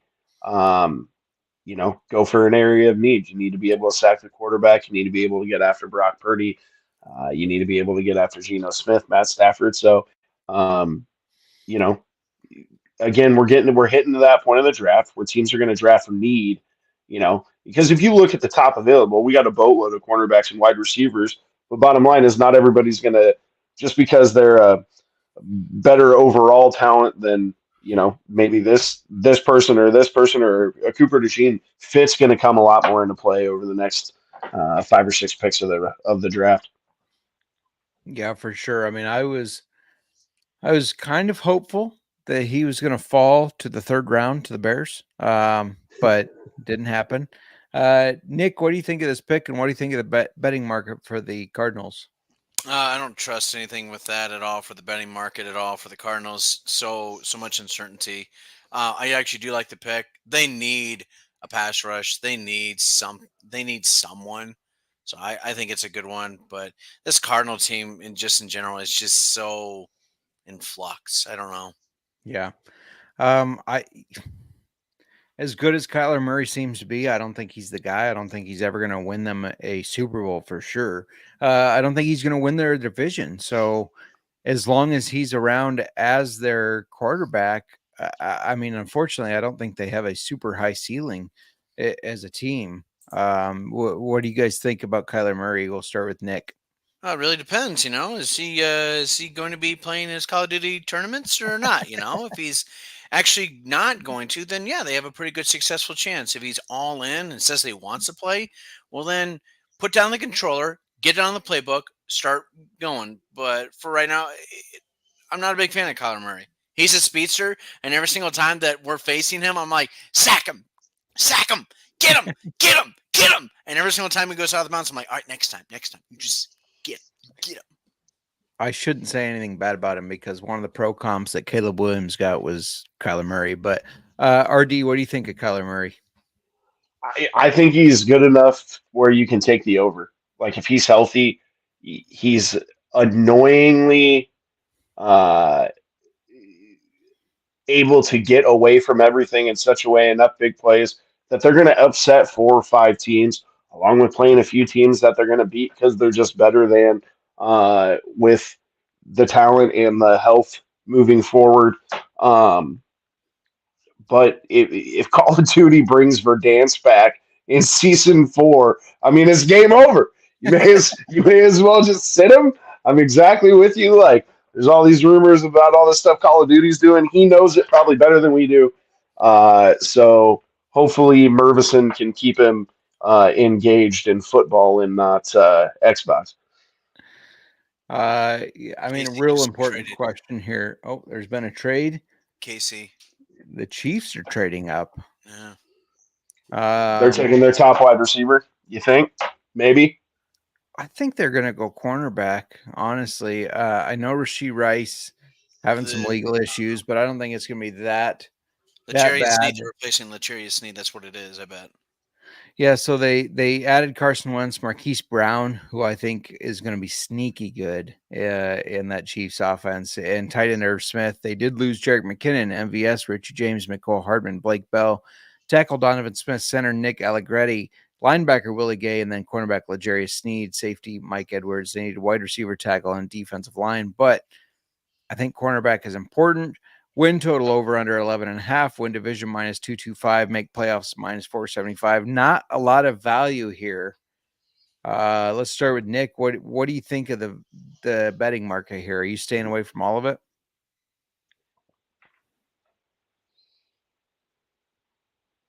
Did we lose Nick?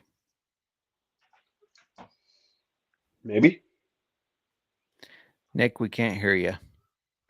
Can you guys hear me now? Now we hear you. We can hear you now. All right. So I'm not going to test anything on this single. Maybe a parlay, maybe like 2 win division with like San Francisco or maybe Packers or Lions. If you can do that, if they allow you to do it, maybe. But everything else is just gross. What do you think, RD? I'm with you. Like, you can't bet the overall favorite. You're not going to get good odds, unless you're someone who bets with a strategy of you'll pick favorites even though you're not going to win as much and you're risking way more. There's really no sense in betting any of these. Yeah, I was trying to play around with how to get them involved in a bet. It's tough though. I was looking at division odds and I took Chiefs 49ers, and that does get you in plus money, but barely. It's like plus 101. So then you got to look at like taking a hunch on somebody else. Me personally, I took Falcons at minus 130 to win the division, and then you get into the plus 175 area. But betting on them, it just isn't super profitable in the fact that everything is so juiced because they have dominated the past couple years here. I'm also getting reports on Twitter that Kirk Cousins is not happy with the Falcons selection, which I mean, I understand from his point. I mean, but also, dude, you're getting paid $100 million guaranteed. I know you want to compete, but who gives a shit what they're picking because you're still getting paid $100 million. It's fully guaranteed too. Yeah, $100 million fully guaranteed. Have you guys seen the details of this trade? No. Yeah. Go ahead. So it's Bills. The Chiefs get 28, 133, 248. Bills get 32, 95, 221. Chiefs take Xavier Worthy. They selected Xavier Worthy. That's what Twitter's saying. That's going to make me a decent amount of money because I put money on him to go to the Chiefs and to the Dolphins. That was the other one. All right, so now he's got Xavier Worthy and Hollywood Brown running around like crazy people on drag routes. The 11.5 might not look too bad now. I'm taking the 11.5. I'm taking it now. Taking it now. Yep. Yeah, for sure. I'm trying to find the sports book that I placed it on. That's one of the problems with playing multiple sports books. It's like, which one did I put this on? Because I wanted to see what I got it at. So plus 900 or 9-1 for Chiefs to take Xavier Worthy. I did put $20 on that. So fingers crossed. Nice. The pick. Let's see it red. Let's see it now. We're about to see it red. But yeah, this is a guy that everybody talked about. Like they could use him like a Tyreek Hill, right? They could fit him into their offense like a Tyreek Hill because he's a fast, speedy guy that can beat coverage. He can be moved around on the field. And so I think Patrick Mahomes is going to love this guy. So I just got a Bleacher Report notification as well that is the pick. That is the pick. Perfect. I love it. See, this is what I'm talking about, though. The NFL's got to do something about this. Roger Goodell hasn't read it on TV yet, and we all know what the pick is. Yeah. I wonder if they run a little delay in case that Detroit crowd gets a little yelling. I'm going to be in that Green Bay crowd next year. Yeah. Yeah, Kinsey and I are going. Are you? Yeah. That's awesome. I might have to hijack that and see if you guys will take one more. Yeah, the more the merrier. That's what I say. Yeah, Xavier Worthy is fast. I mean, what more can you say besides fast? Yeah. This is kind of a Raiders type pick, though, right? I mean, Mitchell probably the better wide receiver. Yeah. No, 100% agree. Adonai Mitchell that you're talking about there, 6'4" guy, fluid movement he's got good use of his size, quick release. 100% agree. This is them chasing, like, can we find another Tyreek Hill, right? Yep. 100%. Fit. Drafting for fit. Mm-hmm. Yeah. Man, RD, you said it. Xavier Worthy and Marquise Brown. I was excited about Hollywood being on there for fantasy football purposes. Now I'm a little hesitant because, how's that going to fit with both of them, plus Rasheed after a suspension, plus Travis Kelce? Can Patrick? I know Patrick Mahomes is probably the best quarterback in the league right now. Can he sustain all four of them? I think it's going to be similar to last year in the sense of you don't know who to go with. But I think this year it's going to be in the sense of because they're moving the ball so much. Because the one thing that this opens up is you're not trying to find the deep play all the time. Now, not only are you worried about Travis Kelce in the middle of the field, you got to worry about two guys that can run a drag route and burn it 85 yards on you. Yeah. So it just opens up. I mean, the play. They should. I mean, I know he drops balls. They should almost bring back MVS because in this type of offense with these two guys, now him only being able to run a streaking route down the sideline makes a ton of sense. Yeah, for sure. Nick, what are your thoughts on this pick? Again, it's just kind of just they're just replacing Tyreek Hill. It's a deep threat again, just like what RD said. It's a good pick for Mahomes. They need to have someone else. I think honestly, it's just Kelsey's probably just getting tired of I'm tired of getting the ball. Like, come on, guys, like open up. They have no excuse now to get open up here. Okay. Yeah.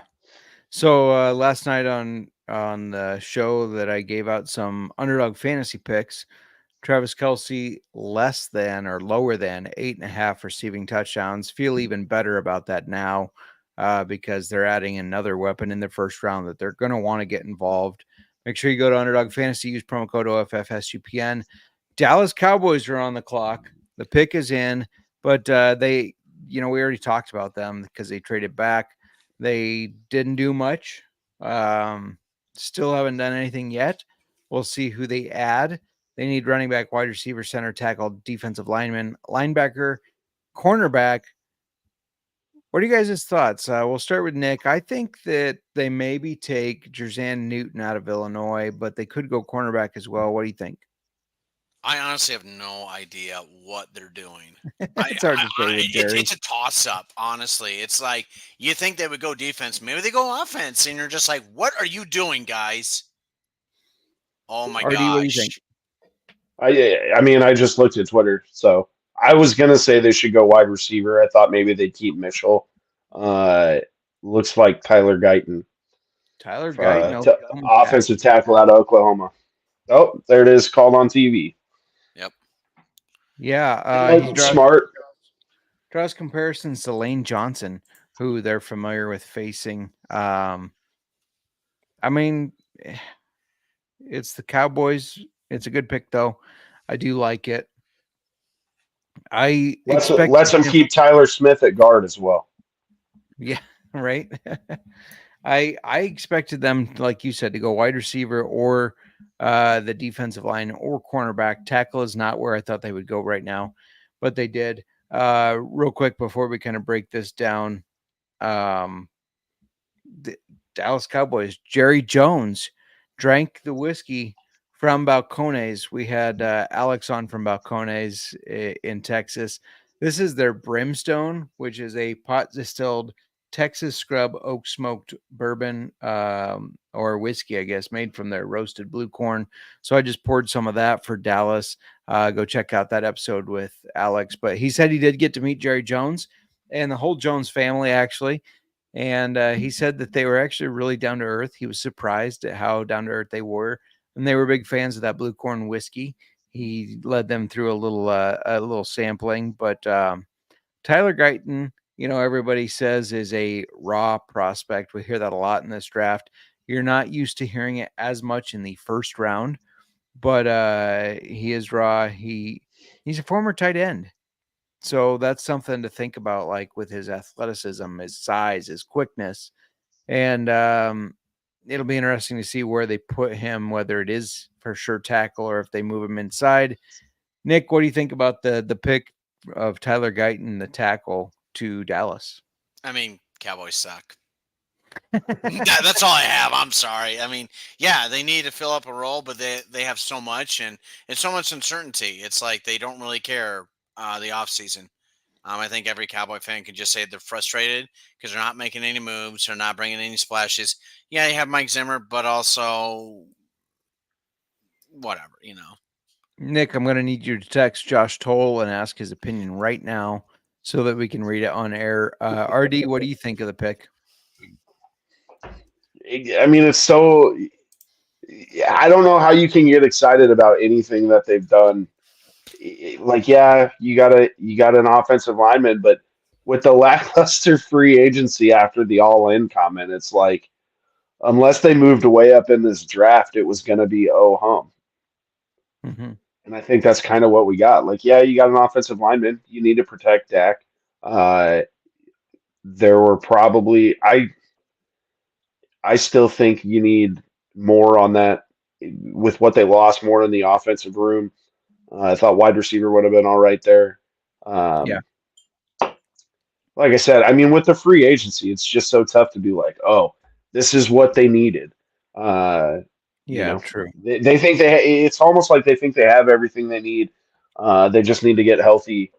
But it's like they didn't anticipate that they'll still need depth in case they're not healthy again. Yeah. And he is a guy that's kind of known. I mean, he does all right with pass protection, but he's better at run protection. And they really have a lot of question marks at running back, though I expect they fix that at some point at this draft. But it is an interesting pick this early on. The Ravens are on the clock. Of course, we talked about them losing their backfield, but they did bring in Derrick Henry, more than makes up for it. And they got Kyle Van Noy and Justin Madabuki as well. They need a wide receiver, guard, tackle, edge, cornerback. Over under 11.5 wins. They were 13-4 last year. Win the division plus 115, make playoffs minus 330. Nick, you're back on. Let's start with you. What do you think of the betting market for the Ravens here? Do you like any of these? Maybe the win total, the division. You could do that and make playoffs, yeah. I was going to go say if you were going to do betting market, maybe play the win total for the Steelers plus win the division for the Chiefs. That could be plus money. I tried to find my phone and it died somewhere. So I don't know where my phone is right now. I feel kind of weird, without having my phone on me. iPhones, right? RD, what do you think of the betting market here? I like the division. I don't like the playoffs. I mean, we assume that they're going to get in, so minus 330. Again, if you're of the mindset, we'll take the favorites. We don't mind the risk. I think they're a lock to make the playoffs. I think 11's probably where they're at. I think you're going to see a little bit of a regression. Like we've talked about before, I don't think that Derrick Henry's getting 250 carries with the Ravens. I think you're going to have a lot of Keaton Mitchell back healthy in that mix, and I think they want him for the playoffs. They want him to be able to run the ball where they were not able to in this year's playoffs, which lost them the game. So I mean, I think that they're probably more at 11 because you're going to see a regression with more of an emphasis on the postseason and not getting 13 wins. So yeah, I like them on the division. If you don't mind the risk, they're a lot. I mean, they're making the playoffs, and I'd stay away. I'd take the under.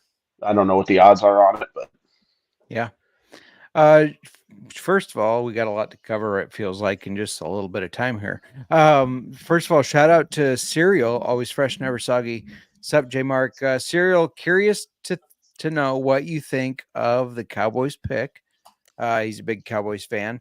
And the Ravens popped in and took Nate Wiggins, cornerback out of Clemson. If you listened to Old-Fashioned Football last night, this is one of the NFL draft props I gave out. Nate Wiggins is the third cornerback off the board. I know everybody thought it might have been Cooper DeJean or Kool-Aid McKinstry, but I liked Nate Wiggins. I think it was plus 210 And here he is going off the board as the third cornerback. He's explosive, top speed. He's like this mega competitor, good recovery speed as well. And that's who the Ravens took. Nick, what are your thoughts on that spot or that pick right there? They needed that. They needed that for the health, for the defense, and everything. It's a good pick for the Ravens. 100% agree. And RD, real quick to your point about, I think Keaton Mitchell's going to be really involved. I think Lamar Jackson's still going to run the ball, obviously. I think Derrick Henry, while he's not going to get as many carries, he's still going to run the ball a lot. I want to, as soon as a book drops most rushing yards by a team, I 100% want to jump on the Ravens. Even if they're the favorite, I want to jump on them. Yes. What do you think of that? And what do you think of the Nate Wiggins cornerback selection by the Ravens? I'm with you 100%. That's actually, I wish I would have said it because I actually thought that's who they were going to take. I think we might be seeing a little bit of what you talked about with the white cornerback hesitation on Cooper. And I'm still would not be shocked if the Packers get in here in the next two picks. It feels that way. But I think they needed that cornerback. They need depth. They need to continue to rebuild that defense as they've lost some players to big contracts in other places. But I'm all over. You're 100% correct. They are going to rush for more yards than anybody. The only team that might get close is the Chargers out of straight stubbornness out of the Harbaugh, who had more rushing yards at Christmas. True. Very true. So Serial says for the Dallas pick, it was expected. OL, and the first rumors were either that kid from Duke, which was Barton, to replace our center leaving, or trading down and getting another OL later. Definitely need to get someone to replace the old guy. I think Smith will stay at guard next to him. So always good to get perspective from a fan of the team. And unfortunately, sorry, Serial, they're still going to kind of suck. They're never going to win a Super Bowl with Dak Prescott. That's just my opinion. And he just stopped watching. No, I'm just kidding. Nick, your team is on the clock. The 49ers. Well, the pick is already in. The pick is in. They lost Sam Darnold, Ray McLeod, Ross Dwelly, Charlie Werner, Clellan Farrell, Randy Gregory, Chase Young, Eric Armstead, Sebastian Joseph, Logan Ryan. They added Josh Dobbs, Leonard Floyd, Yetur Gross-Matos, and Malik Collins. They need a guard, tackle, cornerback, defensive lineman. Betting market over under 11.5, win division -195, make playoffs -145. Nick, walk us through what do you like for the betting market and who do you think they're going to pick? I mean, I would do, again, they're going to win the division. I mean, it is their division to lose. Making the playoffs, again, it's always there. The other thing, what is Serial saying? He's saying that's a lot of talk from me, from someone who hasn't watched their team in the postseason. How long? Touche.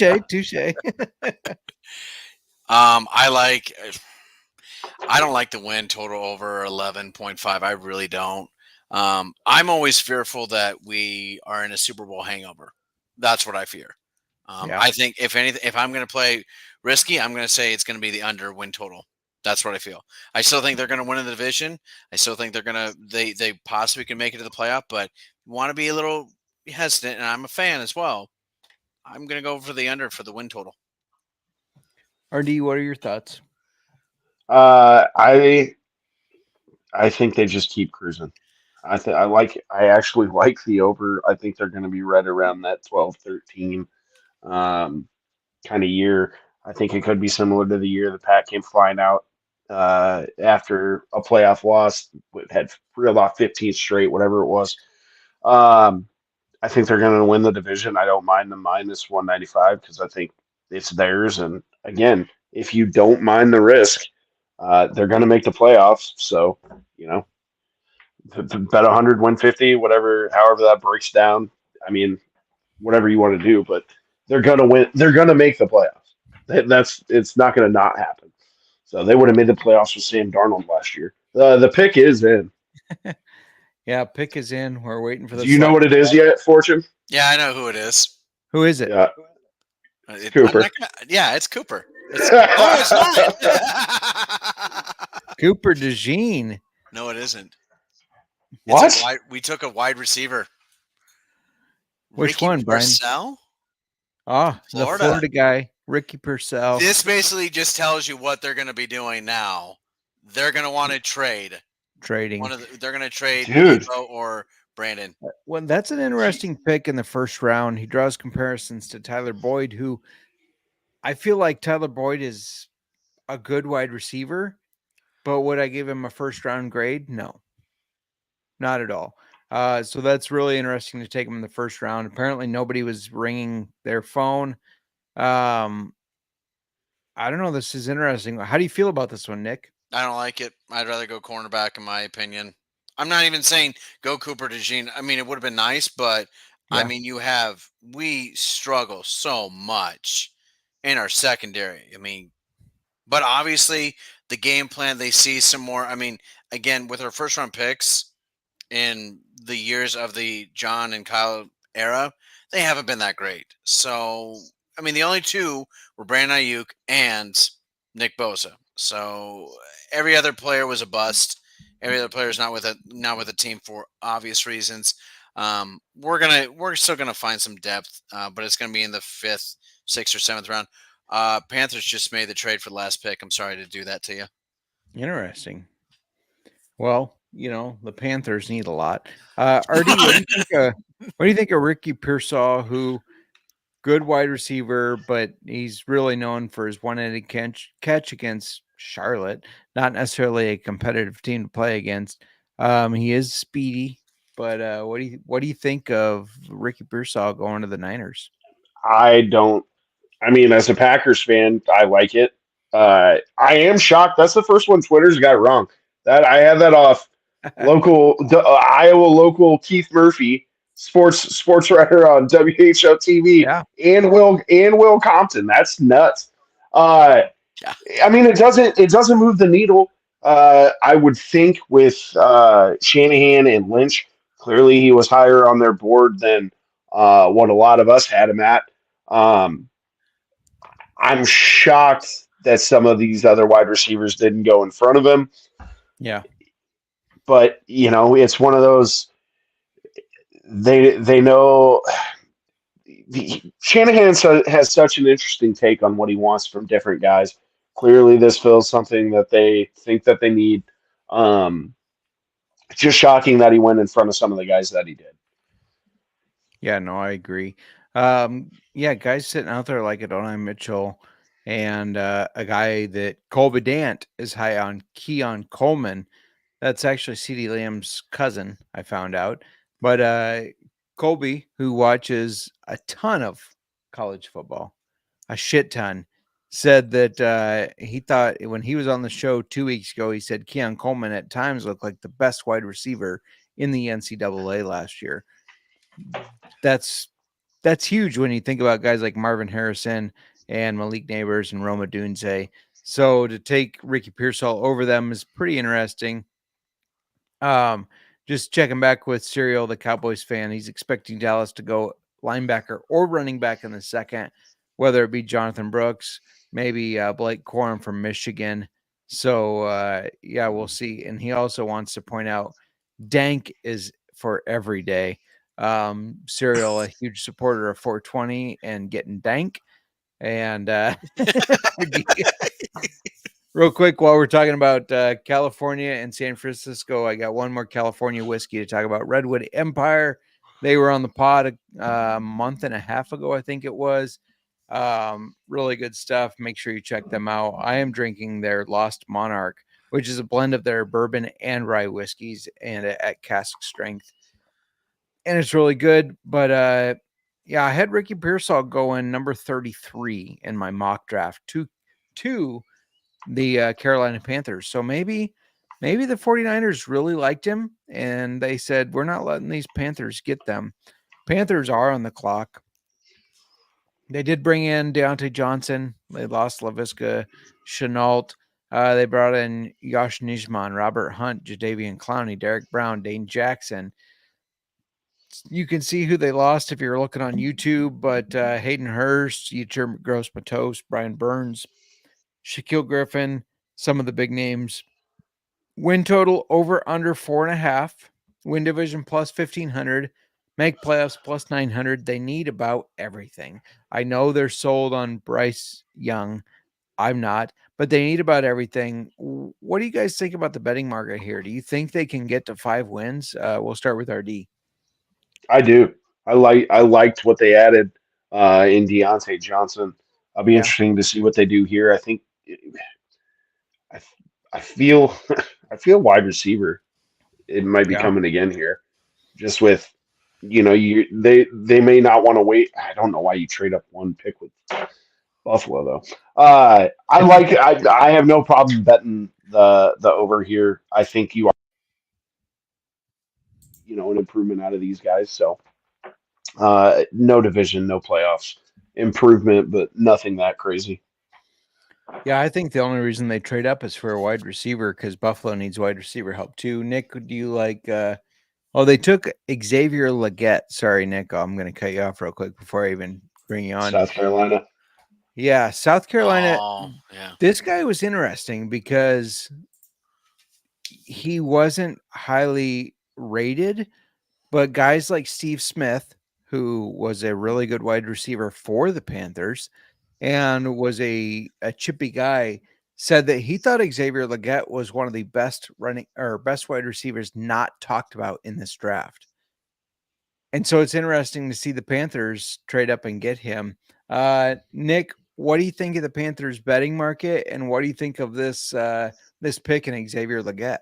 They need someone to throw the ball to. I was actually going to make a comment that someone was holding a fat head of Bryce Young at their watch party close by. I'm like, that guy is obviously must have gotten paid to get that, because I don't think any fan would be like, yeah, I really like, Bryce Young. Oh, yeah, he's my hero. No, I don't think that's really going to. Again, I'm not a big Bryce Young fan. Didn't like him in college. Didn't like him in being the Panthers fan in general. I'm staying away from this one. It's too much uncertainty right now. Something I love about the Xavier Legette pick, his pro comp that he draws is Jonathan Mingo, also drafted by the Panthers. So that's interesting.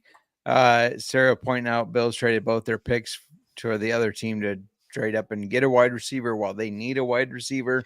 What are the Bills doing? Yeah, no, that's a really good question. And one of those trades was so that Patrick Mahomes could get another weapon to beat them with. Yeah, I don't know. I'd be curious to know what Adam Pelletier, our managing editor, thinks. He's a big Bills Mafia fan, so curious to see what he says. But I agree. Like, what are they doing? Like, they obviously have a plan, but what it is. Same point though. What's Carolina doing trading up one spot? Like if they're entertaining your trade offer, clearly they don't want the guy that you're drafting. Yeah. So now you're just giving I don't like, you had to like 2 of the 3. Yeah. I don't understand giving away picks to move up one pick when you got the first pick tomorrow. Yeah, no, 100% agree. I mean, if you think about it, they gave up DJ Moore and Brian Burns before they were 25, I think. Maybe it was 26. It seems like there's somebody else on that list. I don't think they're a very well-run team. I think their owner is a psycho. So who knows what they're doing? Well, he did make his millions in the financial market industry and the stock market. So he basically gained his money from, fear of other people as well during, the crashes and everything. So Serial pointing out that Adam was in the SGP stream, which we didn't run this to compete with SGP. We ran this hoping that maybe you'll check it out afterwards. But he said Adam was pissed at the pick, and then let alone trading to the Chiefs. He was pissed about that as well. Yeah, I don't know. Definitely interesting first round. There's a lot of good players still available, though. So we'll see what happens next. RD, do you have any expectations for the second round, or maybe kind of what the Packers are going to do? I think you're going to see a big defensive run somewhere in the second. Like Yeah. at some point, the board has to catch up.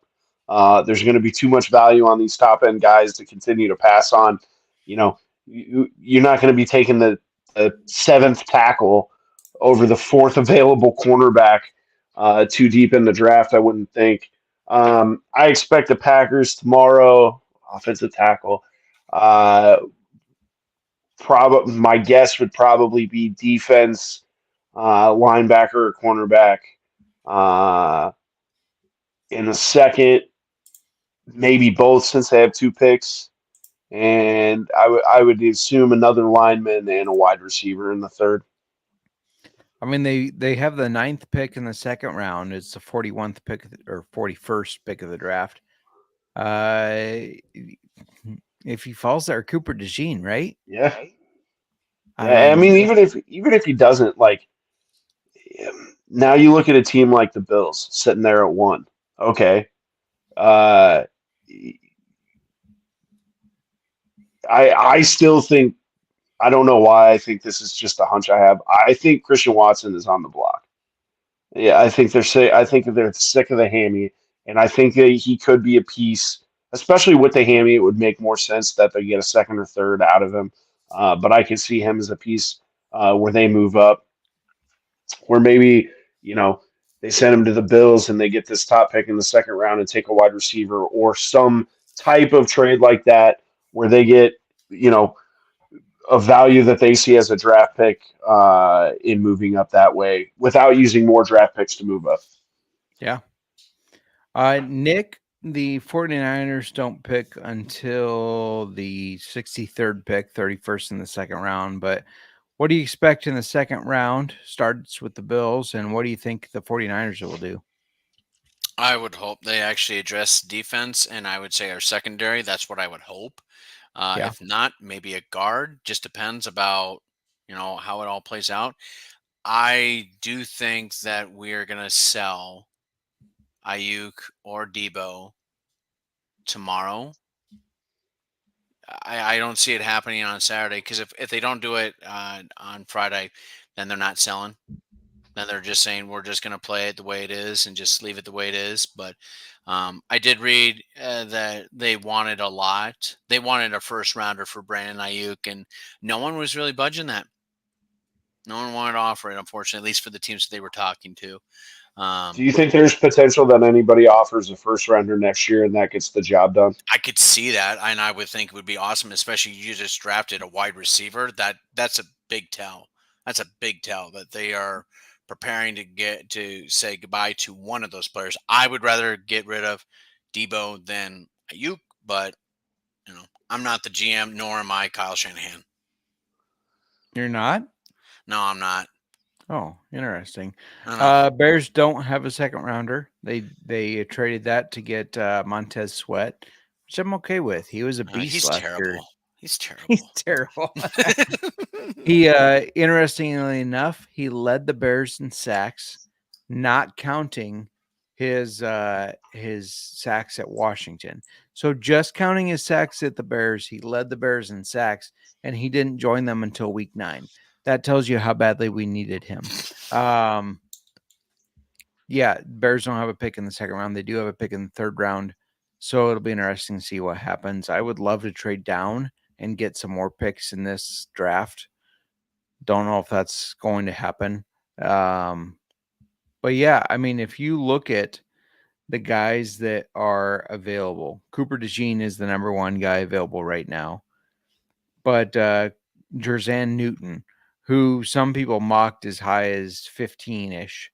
Kool-Aid McKinstry, who was a first-round pick. Adonai Mitchell, Ladd McConkey. Those 5 were first-round picks. You never know what happens. But yeah, Serial, just so you know, RD that's on the pod here, Packer fan. I know you're a Dallas fan, so probably don't like him, but he is a huge supporter of Dankness of the Month. And we're going to keep having him back. Nick, not a huge supporter of Dankness. He's a 49er fan, but we're going to have him back too. Yeah, RD, you can follow him at Bet the Bar. He's always tweeting sports stuff. Got a lot of good stuff over there. Make sure you give him a follow. It's really good. Nick is Fortune 78X. Nick doesn't tweet a lot, but you could still give him a follow because why not? And RD, any last thoughts before we close it out?